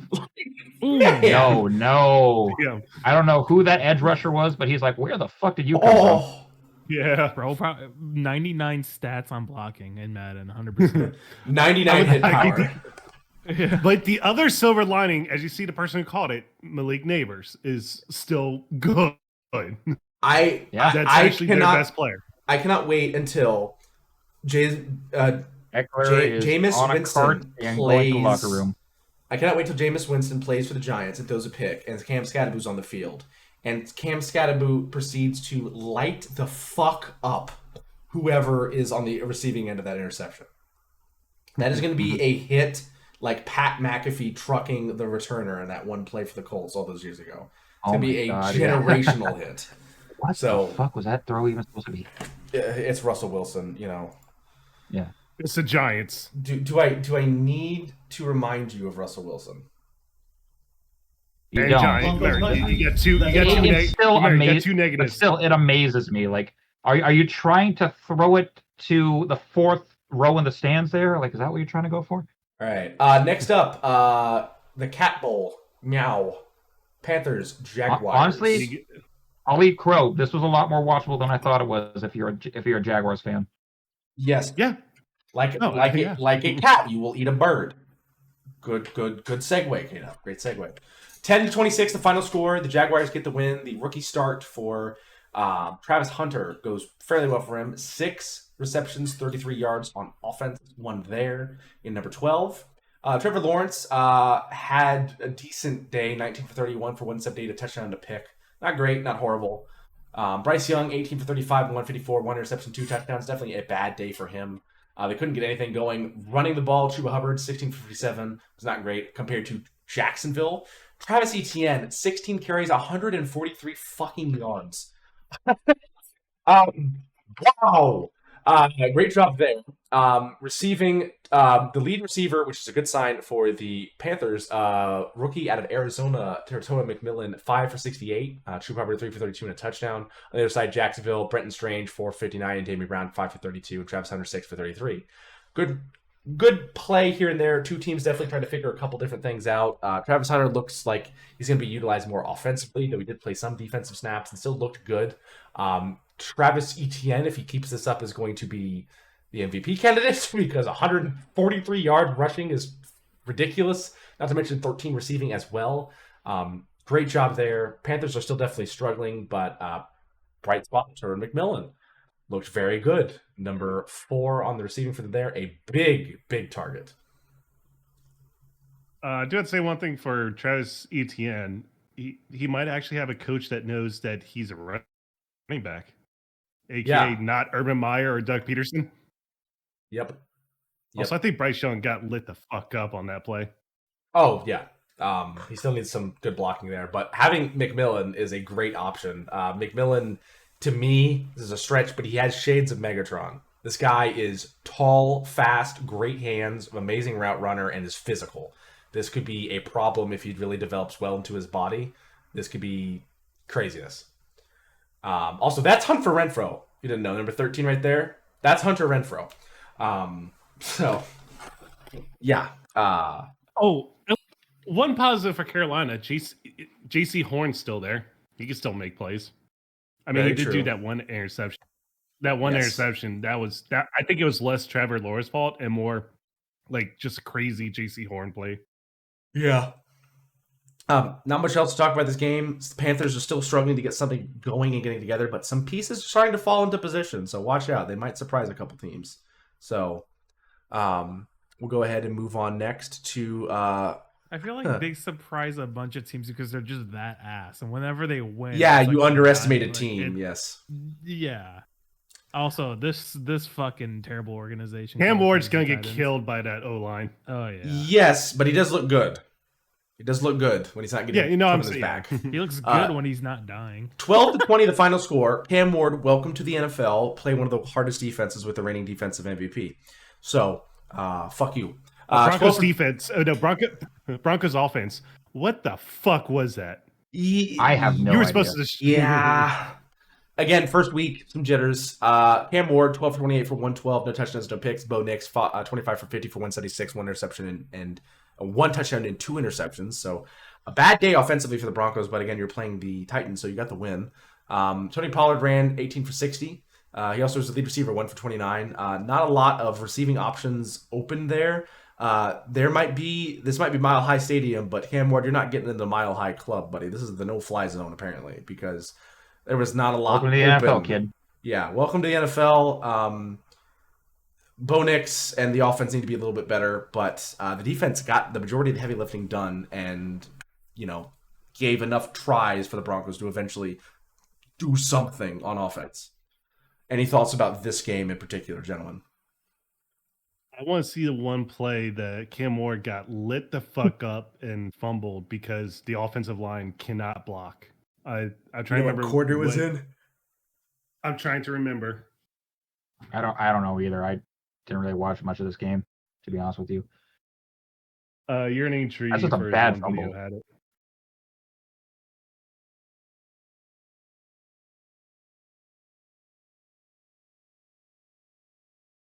So yeah. That's just Tony Pollard getting stuffed.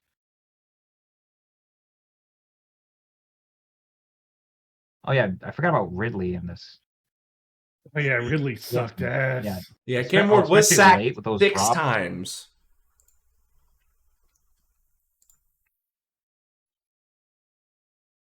Yes, 6 fucking times. Jesus Christ. That O-line's gonna get him killed. Hold on. No, that's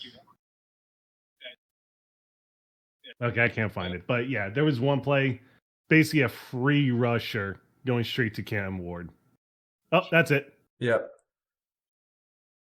Semi-free rusher was a delayed blitz. It looks like. Yep, kind of from the corner. So yeah, they're just. I mean, how many did they blitz there? How did they rush? 1, 2, 3, 4, 5, 6, 7. Technically 6. One bed did back off, so they're trying to feint an attack in the middle, rush on the that side. That way the guards and centers can't adjust, and the Titans are blocking 1, 2, 3, 4, 5, 6, 7. So yeah, it was just it worked out perfectly defensively because they feinted the attack inside and went to the outside. Okay, get that there. You recover it. 6 sacks is inexcusable. Yes, that's going to be rough, but this is also one of the better defenses in the NFL. So. All right, moving on. San Francisco versus Seattle. No more Moody Blues. No more Moody Blues, yes. But this was definitely a close game. The Seahawks look pretty good. Seattle does fall, though, at home to the Niners, 17-13 the final score in favor of the Niners. Brock Purdy, 26 for 35 for 277, 2 picks, 2 touchdowns, 1 sack. McCaffrey looked pretty good, 22 for 69 rushing and 73 receiving yards on 9 receptions. Ricky Parcell looked very good, though, 4 receptions, 108 yards. George Kittle did go out, but did get a touchdown before that, going 4 for 25 and a touchdown. Moving over, Sam Darnold, 16 for 23 for 150, no touchdowns, no picks. Charbonnet on the ground, 47 rushing yards and 12 attempts and a touchdown. And JSN, 9 for 124, looked amazing. Cooper Kupp, could have forgot about him. 3 targets, 2 receptions, 15 yards. I'm going to read the entirety of the Seattle receiving column. JSN, 9 for 124, no touchdowns. Cooper Kupp for 15. Elijah Arroyo, 1 for 7. Kenneth Walker, 3 for 4. And AJ Bonner, 1 for nothing. That's it. They passed 16 times. 9 of those went to JSN, 2 to Cooper Kupp, 1 to Arroyo, 3 to Kenneth Walker, and 1 to AJ Barner. Jackson Smith had more receiving yards than the entirety of his team, besides himself. The only other receiving yards totaled to less than 35.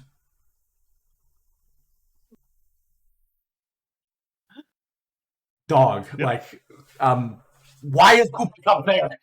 Like, dude. Also, that is not George Kittle. That is not George Kittle. That is not George. Who the fuck is that? No idea. That's George Kittle. No, what the fuck? Your Niners are back and you're healthy for a few minutes and then injured again, which is I was about to say. Wow. Just like before it's not something you can control. It just sucks. Yeah. Before we get off this game, can you show the last drive of Seattle, like when Darnold fumbled?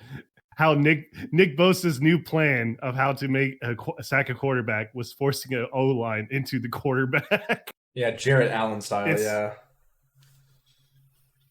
It was the last Seattle play. They're on the goal line now. Yep.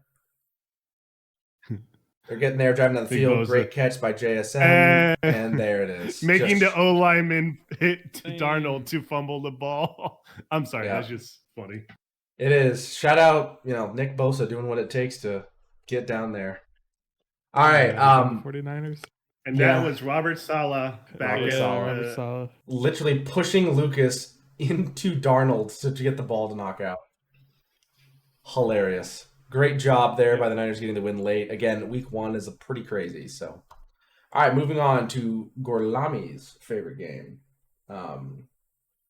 Yay. Yep. Damn, Packers defense is good. Yeah, this defensive line went from solid to incredible after adding Micah Parsons. Also, they did lose Kenny Clark. Kenny Clark. Yes, so that was a bit of a tough loss, honestly. No, that's an upgrade. That's an upgrade. No. It's an upgrade in a different position. I get that, but it is rough. Wyatt has stepped up a lot, though. I will say Wyatt has stepped up more than I thought he was going to. Also, Van Ness shifting from defensive end to defensive tackle in rush plays. So, like when they're going to pass and you got quicker guys in, has looked very good at the defensive tackle position. Yeah. Maybe he's athletic. He's athletic, but he's also a corn-fed Iowa, dude. So you just kind of want to throw him in a position where you can say, "Hey, there's my favorite white boy. Yeah, you quarterback, go. You just run. Just run." So a great win by the Packers at home to start the season. Honestly, dare I say, dominant win against the Lions team. That Dan Campbell's going to be under some flack if this performances continue, because the biggest change from last year for this team is losing an OC and a DC. So people are going to start to wonder, is this Dan Campbell's lack of coaching? Is it because he doesn't have these OC and DC to rely on? What's the thing? So 13-27, the final score. Packers get the win. Jay Love, 16 for 22 for 188, 2 touchdowns, no picks. Jared Goff, 31 for 39, another amazing on-target Goff day, but 225 yards, 1 touchdown, 1 pick. Rushing, neither team did great. Jacobs, 19 for 66 and a touchdown. David Montgomery for the Lions, 11 for 25. Laporta was the lead receiver, 6 for 79. Amon-Ra St. Brown, 4 for 45. On the other end, Green Bay. Dobbs 2 for 68. Jalen Reed 3 for 45 and a touchdown. Dontavian Wicks 2 for 30. And then Christian Watson is literally not on the receiving stat page. So, but again, the biggest thing we can see from the change, like ACL stuff, usually hamstring, but I don't know. They did just extend him recently, so yeah. The biggest thing we're going to talk about with this is the Packers' defense. Their secondary has always been solid. Their middle linebackers have had some issues here and there, but have shored up a little bit. Their D line has gone from good to fucking terrifying.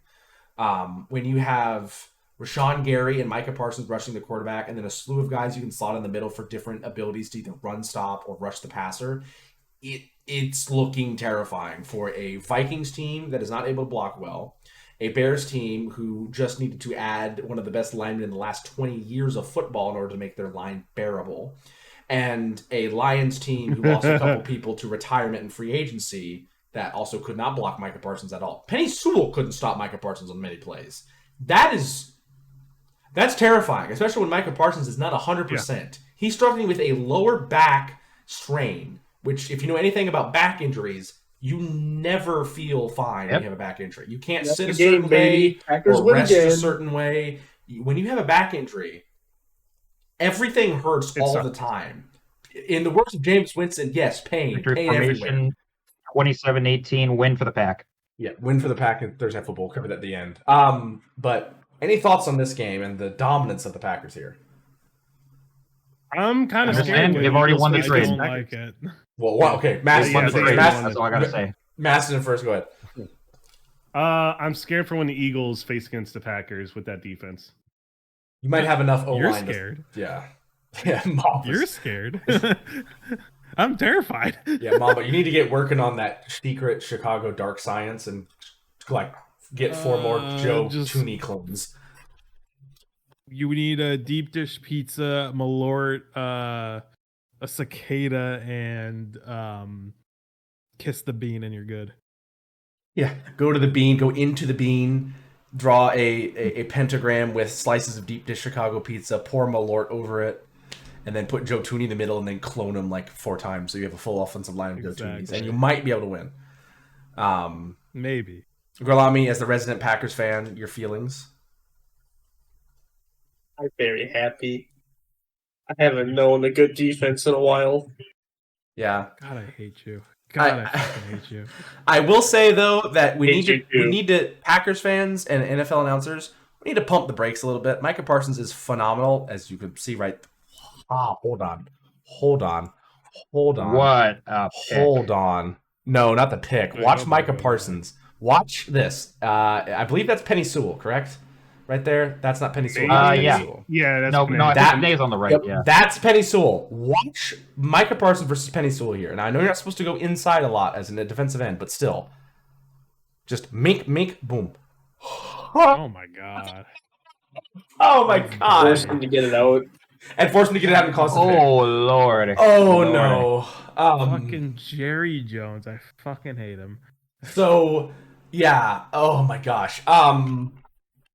Yeah. But again, we need to pump the brakes. Mike Parsons is very good. Saying he's Reggie White is a little bit of blasphemy here. Let's pause for a minute, okay? Y'all need to take some saying it because yeah, but it's the analysts trying to get rage baiting and I know to get views. But dog, you need to look at some Reggie White clips because he had the speed of Micah Parsons, but the strength of BJ Raji, bro. That guy could move a mountain with one arm. He was like Aaron Donald before Aaron Donald, dude. So pump the brakes there. Big takeaways from the game: the Packers' defensive line has jumped a billion different levels, and it's not a hot seat for Dan Campbell, but there's definitely going to be some are you really a good coach, or was it your coordinators? Kind of look if this play continues. So, well, this is kind of like the first test of that. Are we going to see be more of a downward slope with Ben Johnson, Aaron Glenn gone, or is it going to just stagnate to how they were towards the end of the season last year? Yeah. All right, here we go. Last game before we get into some of the primetime games. Houston Texans and Los Angeles Rams. Kind of an odd... What? I was about to say, you heard the sophomore slump. What about the junior jitters? I mean, to be fair, this Rams defense is very good. Definitely, I would say top That's 5, true. maybe in the country. But there was, yeah. God. Oh my! How is Stingley still alive after How that? is Devontae Adams breathing? Yeah.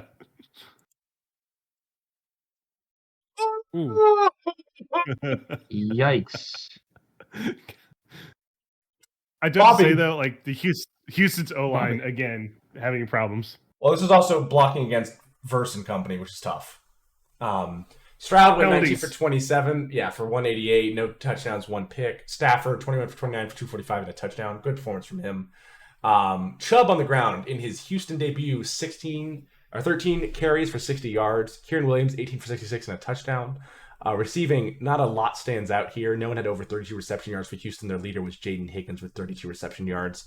For Los Angeles, on the other hand, it was Puka Nacua, 10 for 130. Devontae Adams, 4 for 51. And Xavier Smith, 1 for 36. Blake Corum also had 1 for 14 there. And Davis Allen, 1 for 13 and a touchdown. Houston, you look really good on paper. It's time to put the rubber on the road, man. Like, you had a bad sophomore season. You can't start out the season this way. I know this is a tough defense, but you have Nick Chubb, CJ Stroud, Xavier Hutchinson, Dalton Schultz, Nico Collins. You have, and then Tank Dell's going to come back late in the year. You should be a lot better on offense, my man. And it's not looking like it right now. What is going on?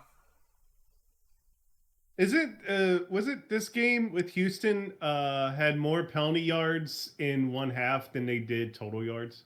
I believe so. Or am I thinking of a different game? I believe so because I think the Rams also had a lot of time possession. Sean McVay plays a very, very, very boa constrictor type game sometimes. Yeah, but still penalties. Yes, undisciplined issues, stuff like that you can't have. So that's all I have to say about Houston. But the Rams, though, I mean, how much longer can Matt Stafford play at this level? I mean, like, dude. He passed 60,000 yards. I thought when he first went to the Rams, I'm like, he'll have a couple seasons and be out. And I'm like, he's still going. It's like that one tweet of like, LeBron James is almost 30. This fuckery is going to be over soon. And you're just like, well, nope. Just fucking wait. Can you, like, I know it's not the exact same style of QB play, especially there. But could you say Matthew Stafford's starting to become the Brett Favre of this generation? Just like that old guard that's he's always not sending unsolicited dick pics. He's not stealing money from the poor people in Missouri. He's not throwing a million picks. Wise. I would say a gunslinger. Matthew Stafford was always a gunslinger when he was in Detroit. Yes. I would say he's more like Kurt Warner. Less picks, a lot smarter, still a lot of longevity. It's actually a fair connection there. Yeah, Brett Favre would throw a ball if you were 5 feet away at 300 million nautical miles an hour and dent your chest, and then also do the same thing to a DB 35 yards on the field with no one around him. Matthew Stafford's a lot smarter than that, and he also doesn't throw the ball like a raving fucking lunatic on acid. So, yeah. He's not throwing PS missiles. Yeah. I swear, every time I see Brett Favre throw, you just think it's the fucking, like the Eagles as it like throws. Craziness. All right. Anyway, an absolutely electric, absolute masterpiece, absolute cinema of a Sunday night game that I sadly could not stay up for because I was very tired from work. Let's play some football. Bills Ravens. I think we all came out of a bush at some point. I have Josh Allen with us. This game is what got me over killing. 46.9 points. Did he just dribble him in? I mean, are you that surprised? It's Derek fucking Henry. Oh no, I'm not surprised, but it's a joke. The trap is Here, hold Yeah. this. Fine, I'll do it myself. My Shayla.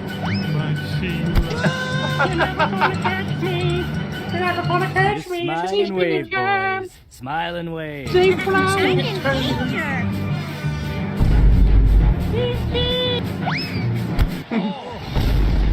How the fuck? He was the number 4 round of high school. Now it's my turn. Why is I better use my strong hand. Oh my god. yeah, that one-handed my catch. God. One-handed. God, here, hold Who this. is that masked man? There goes Henry once again. You can't do that. You want to know what that was, boys? Is that a dildo? So you're telling me there's a You chance? said it, not me. Hold this. Well, yeah, but the Browns, I think it was Browns Bengals game. There was like the green dildo thrown on the field again. Yeah, there's another one. Over the line.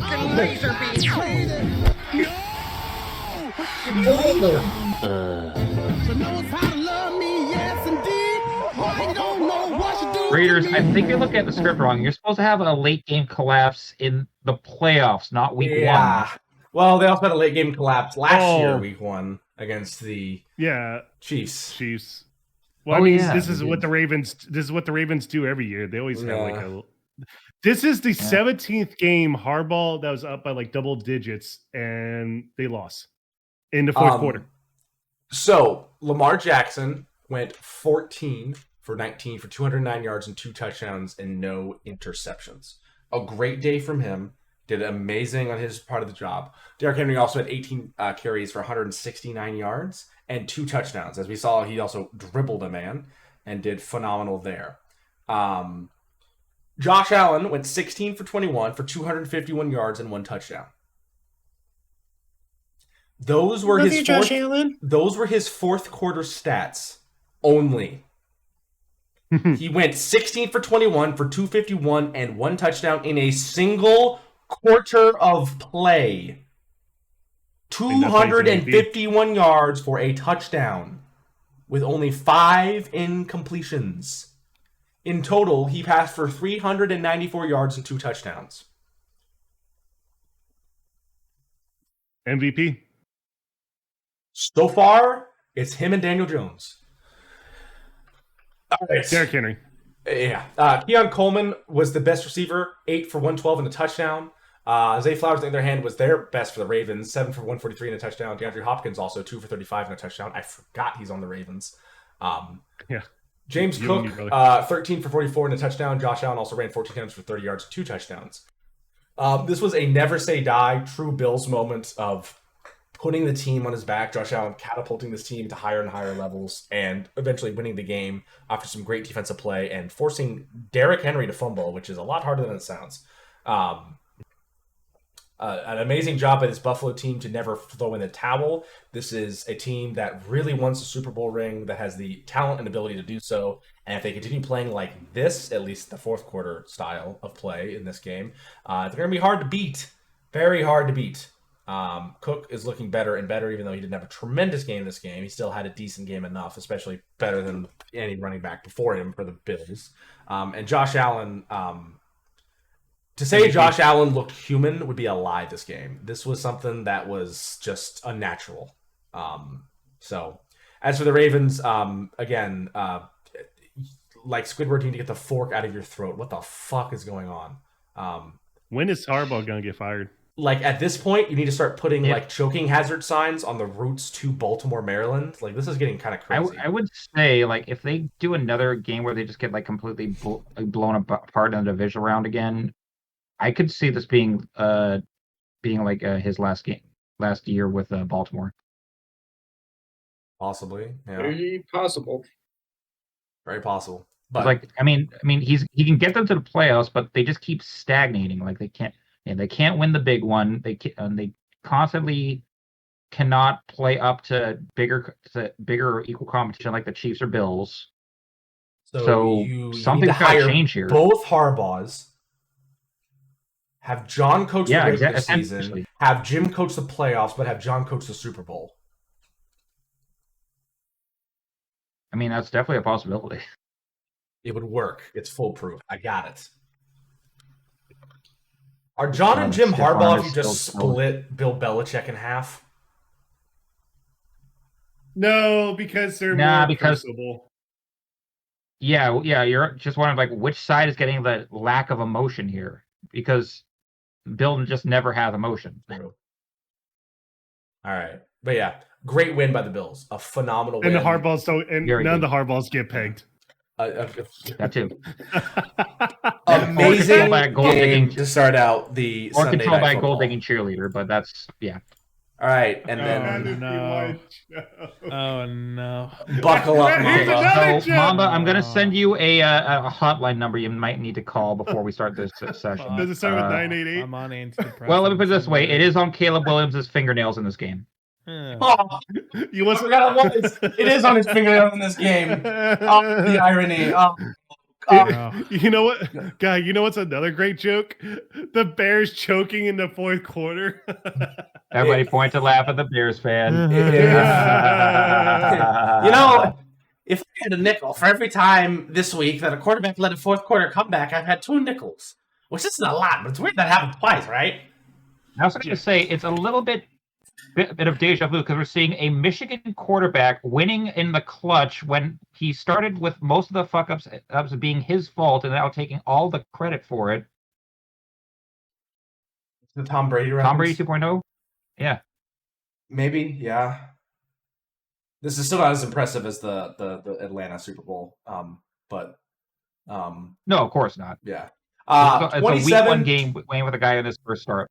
27-24, the final score. J.J. McCarthy, 13 for 20 for 143, 2 touchdowns and a pick. He also ran twice for 25 yards and a touchdown. Jordan Mason, 15 for 68 on the ground. For the Bears, Caleb Williams, 21 for 35 for 210 and a touchdown. Caleb Williams also was their lead rusher, 6 for 58 and a touchdown. DeAndre Swift, 17 for 53. McCarthy took 3 sacks. Caleb Williams took 2. DJ Moore, 6 for 68. Olamide Zacchaeus, 4 for 42. And Romeo Dunze, 6 for 37 and a touchdown. Cole Kmet, 1 for 31, looked great. Colston Loveland, 2 for 12, looked pretty good as well. A lot of weapons for Caleb Williams, but again, they just flat out fell apart when it came to the fourth quarter. Their first drive, they got a touchdown. They looked amazing. People were saying the Bears are going to win the NFC North. They look phenomenal. They look great. Don't they say that like every year after they have a really good offseason? Well, the first drive, champions. This the is first our drive year, and then looked amazing, to be fair. Like, they were putting pen to paper, and then it was like SpongeBob after he wrote the and just fucked off. So exactly. It was kind of just like... yeah. But shout out to J.J. McCarthy. This is basically his rookie start. He did not play at all last year. He is technically a second-year player. I believe he might still be classified as a rookie because he didn't play at all in the regular season. So he still might be eligible for Rookie of the Year. Regardless, this was his first start as a quarterback in the NFL in the regular season. Yep. And he pulled a team back to score 21 points in the fourth quarter and get the win on the road on a Monday night. Phenomenal. A great winning mentality from him. A fun fact, J.J. McCarthy has not lost a regular season game as a starting quarterback since 8th grade. He's also in a rare breed now. He's the first guy to have his first win and start on Monday Night Football. The only 2 people to also do that, Aaron Rodgers and Sam Darnold. Well, there's a floor and a ceiling. I'll let you figure out which one's which. Yeah. So for the Bears, this isn't all doom and gloom. You did fall apart, yes. However, do you look better than you did last season? 100%. A lot more weapons. Blocking was better. Mm-hmm. Cut out some of the fat, like Keenan Allen, that you didn't need. It looked pretty good. Defensively, you need to shore up a little bit. Especially need to have some mental fortitude. But the changes that Ben Johnson have done on offense, they look pretty good. That first drive was a thing of beauty. For the Vikings, it's good to know that you guys still have a winning grit and mentality. Kevin O'Connell is still a phenomenal coach. He looks like he's coaching McCarthy well. And it's good to know that you have an absolute dog at quarterback. McCarthy, as a rookie quarterback, was in the huddle when they started the fourth quarter, telling his guys, would there be any other place that you would rather be than right here, right now? Like, from a rookie quarterback to a bunch of vets like Justin Jefferson and Aaron Jones and that offensive line, being able to have the balls to say that and back it up and go out and win the game, that's a winning mentality. And that's something that's hard to find in quarterbacks. Yeah. So that's a great find for them. Hopefully McCarthy can keep this up and keep doing well. But a tough loss for the Bears. Mamba, as the resident Bears fan. Mamba, as resident Bears fan. I don't want to talk about. Give me some pros and cons. There are pros to this, man. There is a silver lining. I mean, first half was a pro, second half was a con. I mean, I don't know what you want me to say. The thing is, so Caleb, I don't know. I mean, Caleb's not making many mistakes throughout many of the drives in the first half, but like at the same time, he's overthrowing his wide receivers massively at some points. Defense, but he's not throwing picks. That's true. He's not throwing picks. Our line's a lot better, so that's also another positive. It seems better. And then the other thing is, our defense did it did hold for the first half, and we had a lot of injuries. So, I mean, you gotta take that into account. So I feel like it's just a ton of copium right now for me. There's a little bit. There's huffing. I get it.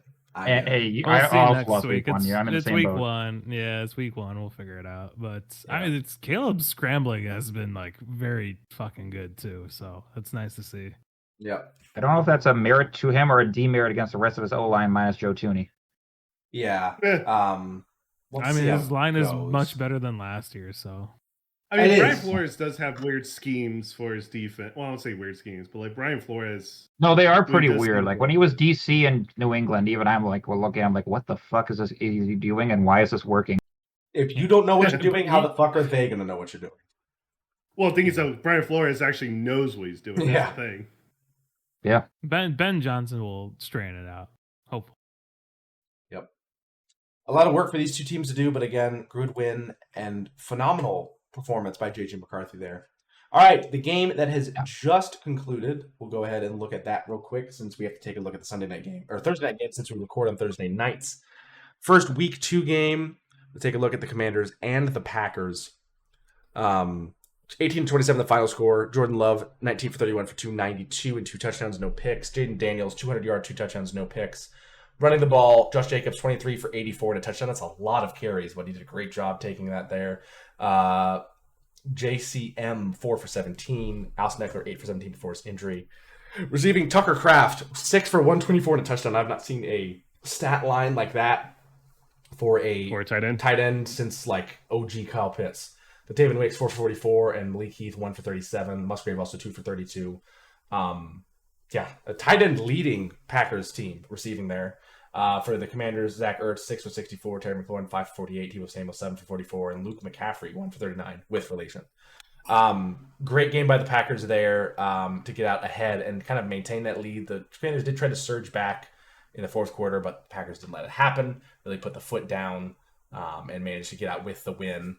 I believe this was in Green Bay. So they were also wearing their uniforms that that just need a yellow stripe in the center of the helmet. They're a little odd. They're not horrible. They're not great. They're not horrible. But also taking a look at Micah Parsons. Did have half a sack, 3 quarterback hits, and 2 tackles. So continue to improve there. Also, I got an update on as we know, Austin Eckler got carted off early. So according to Sports Illustrated, it is an Achilles injury. We don't know the exact extent of it just yet. Ooh, that ain't good. One thing I'd say for this game is that Green Bay made Jaden Daniels throw short. Mm-hmm. Like he didn't have a lot of, he was able to get completions, but it was a lot of short ones where Green Bay goes, all right, are we going to make you go 3 downs, 4 downs? We're going to make you 3 and out or something like that. So Micah Parsons didn't get that half sack, but that was because Jane Daniels trying to look for an open receiver and they're probably one short. It's so hard to quantify what a pass rusher can do to an offense because you're going to make them rush. You want to have time in the pocket to let routes develop. But if you have Micah Parsons doing a hip skippity doo on Penny Sewell and he's all of a sudden in your face in a quarter second, you're just thrown to the check down, whether it's good, bad, or indifferent. Yeah. So, Gorlami, any thoughts about this game as the resident cheesehead? We played good defense. And Tucker Kraft is wide receiver 1, baby. Are you playing Hoy right now? Shut up. Why do you have the day-night? Why do you have the fucking day-night cycle on, you dipshit? Press the N key. Leave me alone, Press the N key. But you turn off the day-night cycle. Bro's face is going like bright to dark, bright to dark. Don't play the day-night cycle. It looks so ridiculous. Hold on. Question: didn't Jaden Reed get hurt in the first quarter? Yes, I was very sad about that. That's why I said fuck. Okay, that's what I was just wondering with that one because I thought I saw him get hurt. It's like I'm looking at it. Exit with a shoulder injury, unknown what it is just yet. Which same with Eckler. So that is our breakdown of the first week of NFL football. So we're gonna give you our predictions for next week after a couple of our segments. First up, since we just covered it all and looked at it, Mamba, who is the MVP of the week? Oh shit, I forgot about this. Let's do. There's definitely Justin Herbert's up there. Also, JJ McCarthy. Josh Allen. Justin Herbert almost threw for 300 yards. Over 300 yards. Justin Herbert. Give it to Josh Allen. That fucking game was nuts. Yeah. That game was fucking Josh Allen. Yes. Yeah. Josh Allen had more passing yards than most quarterbacks in just the fourth quarter. He was cracked. Shout out Josh Allen. Great job by him. Boy, am I happy I wasn't going up against him this week. All right. Next up, gambling responsibly with Gorlami. Here comes the money. Here we go. Money talk. And don't play Hoy. It sucks. Whoops, I clicked the wrong button. Here we go. Whoops. Oh, no. Casted him? You quite literally play Army. Shut the fuck up. God, you are so bright. Yeah, sorry. So nice. I'm looking over Africa. I'm really trying to defend Alexandria from the Italians right now. Oh my god. Anyway, I feel sick. Anyways, we're going for receiving yards this week, boys, and I forgot to message you guys and ask for games, so I just did it myself. AJ Brown is going to be too busy reading a book. We're going less yards on the 66.5. Jamar Chase. I feel like it's a little risky. It's week 2. We're not quite at week 6 yet, when the Bengals actually pick it up. But you know what?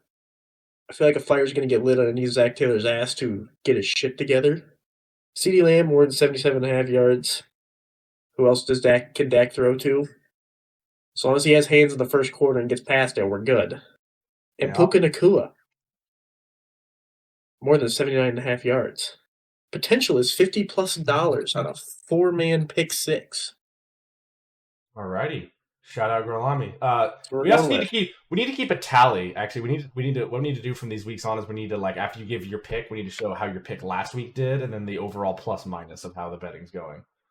Oh, do you want to know how it did last week? Not good.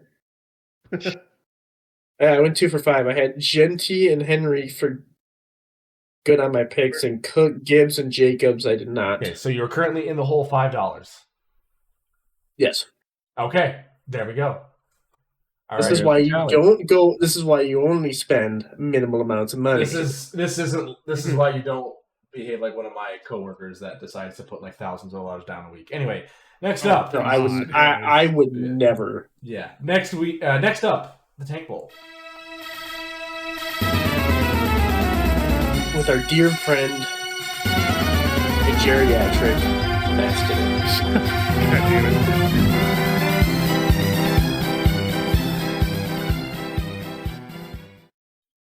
Okay. God damn. Miami and worse. I'm sorry. That was bad. Fuck. Put them with keep the Browns there because they're still a fucking factory of sadness. Giants stinky, New Orleans cringe. Do you think the Colts deserve to be here? Because they put up 33 points. Don't think they need to be. I will take them out. I will take them out right now. Let me see the teams to see. Go to the bottom. See see. You can do Panthers. You can do. Honestly, do you think I mean, yes, the Browns do deserve to be that low. I mean, there's only their kicker, honestly, but still, yeah. I'll put Carolina because that did look bad against Jacksonville. They're gonna be in batter. Really, worse than Tennessee? Cam Ward can do something. Looks like he can do something. It's just that O line's bad. Well, the team besides Cam Ward is bad. Yeah, I wouldn't put all of. I took a bathroom break while we were talking about it, but I wouldn't put like the entire loss of the Titans all on Cam Ward's back. And Carolina, and with Carolina, Bryce Young looked like he went back to early season last year form, and the only positive thing was Chase. Should we go for the first round overall pick again? Yeah, so that's my like Browns and Miami. You're gonna fuck each other in the worst division because in the worst spot, you're already fucked. All right. Thank you, Amassinan, for the Tank Bowl. And now we will go ahead and move on to our picks. We already did our week 1 picks, so take a look at those. We'll currently have the standings. In last, K-Duff, not starting out great this year, 11-6. Then it's week 1. We'll have Macedon 12-6. Moving on to Mamba 14-7, Gorlami 16-3, and myself 18-5. So let's see if we can keep this up. Starting out, Jaguars and Bengals. I am going to take the Bengals, obviously. This is at home. This is in Cincinnati. It's our home opener. I will take the Bengals in this one by 10. I hope that they can bounce back, address some of the issues, and really take advantage of this Jacksonville defense, which is a little rough. I believe the Bengals will win, so give me Bengals by 10. I gotta say Jacksonville because it looks like Liam Cohen's a better coach than Zach Taylor. Yeah. Jacksonville by 3. Okay, come on. Do not say he gone to Super Bowl. That was in spite of Zach Taylor. Yeah.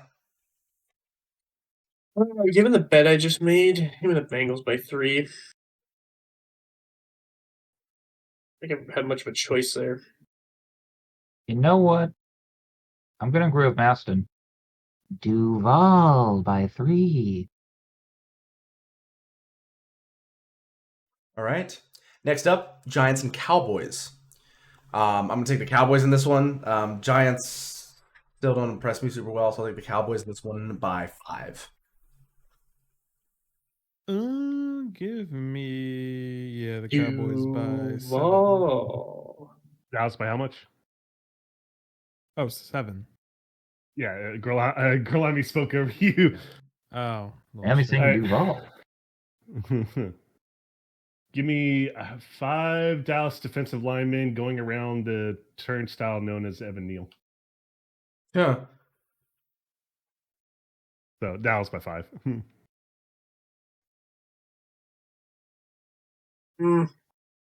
Fuck. Give me Dallas by 6. I was about to say, if you're gonna go with the Giants, like what the fuck is wrong with you? Just I just didn't know the number I wanted to go with. Oh, okay. I thought you were thinking of the Giants. I was like, oh. Dallas by 13 plus Jerry Jones using that win to justify we won the Micah Parsons trade despite the fact that the Giants O-line is utter fucking garbage. Yeah.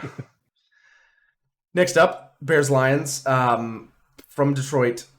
Lions are going to bounce back win here. I'll take them winning this one by 7. Hello. The Bears are going to win totally by 10. Look at me dead in my eyes and say you believe that. No, I don't. The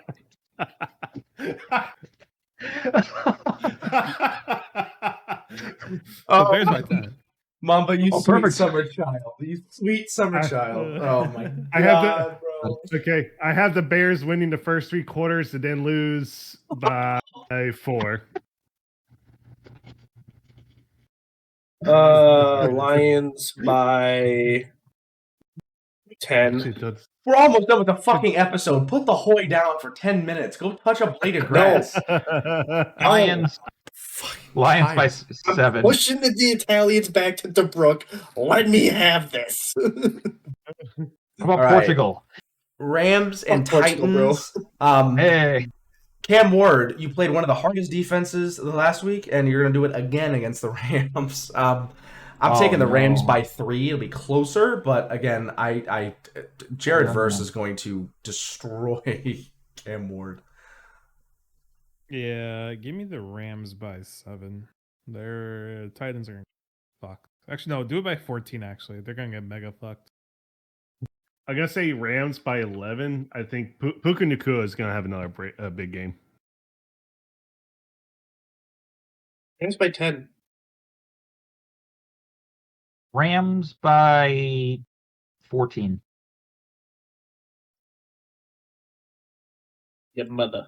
All right. Next up, Patriots and Dolphins. After how the Dolphins played first week, I think I'll take the Patriots by 5. I think it'll be pretty, but they'll get it done. Yeah, give me the Patriots by 7. Patriots by 8. You know, if the Dolphins weren't a flaming bag of garbage that also has CTE, out of spite, I would pick them against KDuff, but Patriots by fucking 10. Yeah, I'm gonna be a little more conservative. Patriots by 6. Like, our secondary is not great, but the Dolphins are just hot trash. Like, fuck. 49ers and Saints. Garbage. Yeah, I don't know. The best thing in the Superdome generally might be the concession stand. I'll take the 49ers by 14. Okay, hold on. But what part of the concession stand? Are you talking like the beer? Gumbo. Beignets for days. Yeah, give me the 49ers by 14 here. Even with all the injuries of the 49ers, the big thing, they took out Jake Moody. No more Moody Blues. San Fran by 3. They can make a field goal now. San Fran by 1. Ooh. Juan. I just want to comment on the fact I saw the light dye in Lob's eyes mentioning Jake Moody getting cut a little bit. He was really good at Michigan. It's just sad that injury he had with just on the 49ers. In spite of that, Niners by 9. Niners by right. Next up, Bills and Jets. Jets might be able to make this somewhat of a game. I think I'll still take the Bills by 12. Give me the Bills by 7. This is nothing. This is nothing against the Jets, but I think Josh Allen is just being a monster right now. But I can see it close. Buffalo by 5. High scoring. Hey, Josh Allen. By 14. So true. Give me the best football team in the state of New York, the proper state of New York, by 12. Oh, that's a good one. They both play in. Nope. Jets. Jets and right, Giants Bills, play yeah, in Jersey. Bills. That's what I'm saying. Yeah. Okay. Ballsy. Anyway, Seahawks and Steelers. Much as this hurts me to say, I think the Steelers will take this one by 5. I liked how they looked that first week against the Jets, winning a shootout and playing defense when it mattered. But it's going to be close because JSN is going to torch that Steelers secondary now that they're Fitzpatrick-less. Fitzpatrick-less. Give me the Steelers by 7. All right, Steelers already had their bullshit for week 1, so they're going to play down the competition. Seattle by 2. Pittsburgh by 3. This is going to be the game where they play down the competition. Nah, I feel like the Steelers bullshit is still in effect. You Steelers by 6. You want to put a bet on it, Madison? No, I don't bet. I actually usually don't. He's not a betting man. Browns and Ravens. Browns and Ravens both looking for a bounce back win here. You chugged would say differently. The Ravens are not going to mess around here after losing a tough one against the Bills, and the Browns are in for reckoning. I'll take the Ravens by 14 here. Give me the Birds by 17. The Factory of Sadness or the team that choked in the fourth quarter that lost to Cleveland last year? Also, remember, they did lose that game. That's true, they did. But It's the Factory of Flacco. Sadness. Oh, yeah, arm punts. Baltimore by 5. I mean, Ravens are going to win it, but it's an AFC North game regardless. So the True. Ravens by 9. And Derrick Henry's probably going to get his knee obliterated. It's not going to be pretty because nothing in the AFC North is ever pretty. But Ravens by 10. Yeah, especially Joe Burrow, that ugly bastard. I'm kidding. It was a joke. It was a joke. We're about to get hate. We're about to get like so much hate. Lob will DM you your pink slip from this football studio shortly. Don't worry. we're about to get so much hate from 24 to 32-year-old women that just watch football for Joe Burrow. Anyway, Broncos and Colts, the horse battle. Oh my God. This is actually a tough one. Fuck it. No, fuck Colts by 3. Indiana. Something in my brain just said Indiana Jones. So Colts by 3. Maybe the Temple of Doom by 7. Oh, Indiana Jones. It's happening. It's happening. You can't run away from Danny Dimes. The Colts played the fucking Dolphins, had no defense. It's Indiana Jones. It's Indiana. Kalima. You know what's going to happen? Hold on. Oh, you know what's going to happen? Danny Jones is going to start running. He thinks he's going to have a touchdown. Then he slips at the 5-yard line and fumbles. Counterpoint. No. But that I can't argue with that. But that Denver offense needs to fix itself. I think this is the game to do it. Denver by 2. I'm a little more biased here because I know the defense pass coordinator for the Broncos. So Danny Dimes is going to be New York Giants Danny Dimes, and the Broncos are going to win by 6. I need you to go fucking Bobby Boucher. Mark my words. Against the Broncos secondary, he's going to go from Raiders of the Lost Ark to Dial of Destiny real quick. Give me the Broncos by 6. Okay, Temple of Doom is still the worst one. Arguable, but sure. Was that the one that was like in the 2000s, or was that one? That was one of the 2000s when they were in India with Short Round. Oh yeah, that did. That did suck. Temple of Doom came out in 1984. Panthers and Cardinals. Stop. We already saw Kyler Murray's sister. I want to go to bed.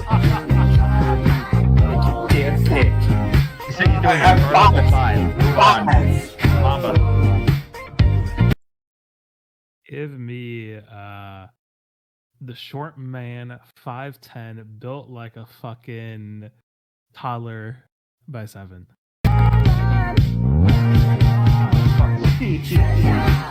What mastered it big? Okay. Fucking hell. Give me James Conner. Give me a couple touchdowns to win this week in fantasy. So Arizona by 4. I did not say it. Fuck off. Every pick we do this. No. Wait, I want to pick the Panthers. Who are you picking? Anyways, give me strawberry short legs by 6. Regardless. He's gonna play regardless. All right, okay, Gato. I'll keep it short. God damn it. Cardinals by 10. Short? That's a grudging. I don't know, Gato. What's the matter with that it? What's the reference? matter Next with up, you? the last Do you got like a short game fuse or before something? last time before the games. The last game before the primetime slates. Eagles and Chiefs. I don't know why this is a primetime game, but this is definitely the game of the week. Kansas City going to play the Eagles at home. Both teams need to rebound. Chiefs off a bad loss, Eagles off a bad win, if there is such a thing. I'll take the Eagles in this one. They won the Super Bowl. Yeah. I think, yeah, I do. I'll take the Eagles in this one by 5.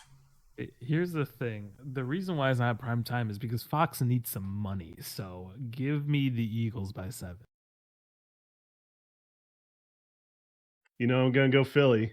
Push them to win by 8. And there was no tush pushes against the Dallas game. Yeah, Sirianni might choke it, but you know what? Fuck it. Give me the Eagles by 3. Mamba, counterpoint. Fox already has all the money they could want just covering the Charlie Kirk assassination for the next 3 months. Oh my god. Jesus fucking Christ. I didn't even Why'd you look at specifically Maston said for him. that? Sorry, Wrong I've never know what. direction. Yeah, wrong direction. He's My mirrored. screen's mirrored. Yeah. Anyway, give me the Chiefs extending their loss record to 3. Eagles by 7. Me by 2. 3, because they lost the 3. Super Bowl. That was the last game of the season, and they exactly lost. right. All right, Falcons and Vikings. Vikings going from one primetime game to another. So buckle up, JJ. It's about to play it again. You're at home this time though against the Falcons. Penix comes to town, so that should be Penix is coming to town. Penis is coming to town. No. Don't say the penis is coming. Don't say no. Penis is coming. What to say? That's gonna be the new thing. That's gonna be the new shtick. God, it already is, and I hate it. I'm taking the guy who hasn't lost a regular season game since the 8th grade by 5. There's a little bias there. Yep. I mean, I don't want to take penis, so I'll take We already know you don't. McCarthy by 7. Why are you like touching my shoulder while you say that? I think Brian Flores is going to stop the Falcons, and also Falcons going to probably choke it again, like this past week. So Minnesota by 3.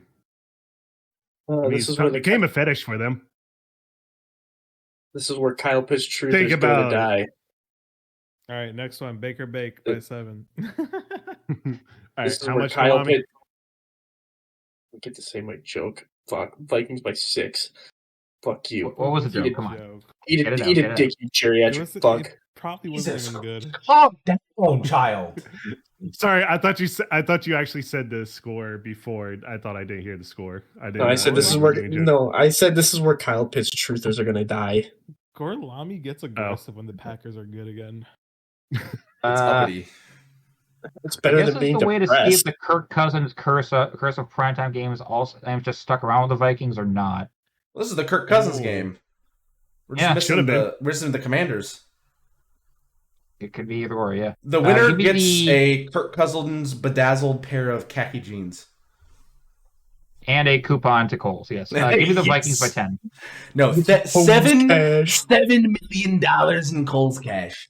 All right, and then we have with Kohl's cash. One of the things we hate the most in the NFL is a doubleheader on a Monday night. Doubleheader Monday night. What? I work at 4 a.m. on Tuesdays. Why the fuck is there a Chargers and Raiders game at 10 p.m.? God. All right. Because of California. Good. I will take the Buccaneers in the first one by 10. I still don't trust the Texans. This slope is starting to look like a permanent residency in the junior. There's a lot of slippery material on that slope. Give me the Great Baker of Florida by 10. Yeah, Tampa Bay by 13. Houston's that's not Bill O'Brien 2.0, but still, it's getting bad. Give me the Zen Master by 10. Good old Zen. Let Baker bake by 9. And next up, Chargers and Raiders. It will be the resumation. How do you say resuming? Resuming maybe? I don't know. It's late. Resuming of the storied Pete Carroll versus Jim Harbaugh hate feud. Yeah. Yeah. I will take Jim Harbaugh, my boy, in this one. I'll take him by 7. Yeah, give me Herbski by 10. What? Is Harbaugh taking away the Chargers charging curse? Yes. LA by 4. Yeah, my name's Justin Herbert. I'm gonna beat the Raiders by 9. The only thing that would make this rivalry so much better is if Harbaugh was still the 49ers head coach here. But because the Niners and Raiders hate each other. Chargers by 3. All right. The Next final Thursday. game that we have to cover is the Week 3 Thursday night game, which is... Okay, so Bill 40. Good night. Run the damn ball. Everybody just say a number, and we're all picking the Bills. 21. 32. You No, wait, do that's too something high. for me. 24. 21, 24. Macedon. 29. 17. 25. And there you have it, ladies for and gentlemen. Bezos, he got a shit game. Yeah. What? Anyway, Thursday night games are shit. What do you mean? have you heard the French version of that? No, I haven't. No, you need to look up Lex Luthor French version. I think the term for 1A in French is "on." What? It literally just goes "on." It's just like over and over. I didn't see that movie. I heard it was pretty good. Oh, I got it. Hold on. Let me Yeah. hear this real quick. Anyways. Anyway, What was the thank sound you. off? Better than that cringy 6-7 kids are doing now. Yeah. Anyway, thank you for watching the Football Stooges. We hope you enjoyed the video. Make sure to like and subscribe that you can be ready for all of our episodes. They drop at noon every Friday. This was hopefully it should have been a quicker episode. It was still 2 hours and 15 minutes long, but again, every team played, so we had a lot to get to. So enjoy the football season. It's back. College football is here. I mean, I'm going to a college football game on Saturday. I'm so excited for that. We still got to plan the come-ass game at some point. Central Michigan versus UMass. What is that? Yeah, it's in October. So it's coming up. But Okay. I have a wedding. I have a wedding to go to in October, and then I'm going I to do too. Limbo, so it might not happen. We might do a live stream. We might watch it live. Maybe that. Who knows? Yeah. Why not? I don't know. Something. Anyway, enjoy football in all aspects. It's back. High school's playing, college playing, Pee Wee, NFL, whatever. And most importantly, run the damn ball. Have a good night. Sake. Fuck off. You had to end it on that. Are you fucking kidding me?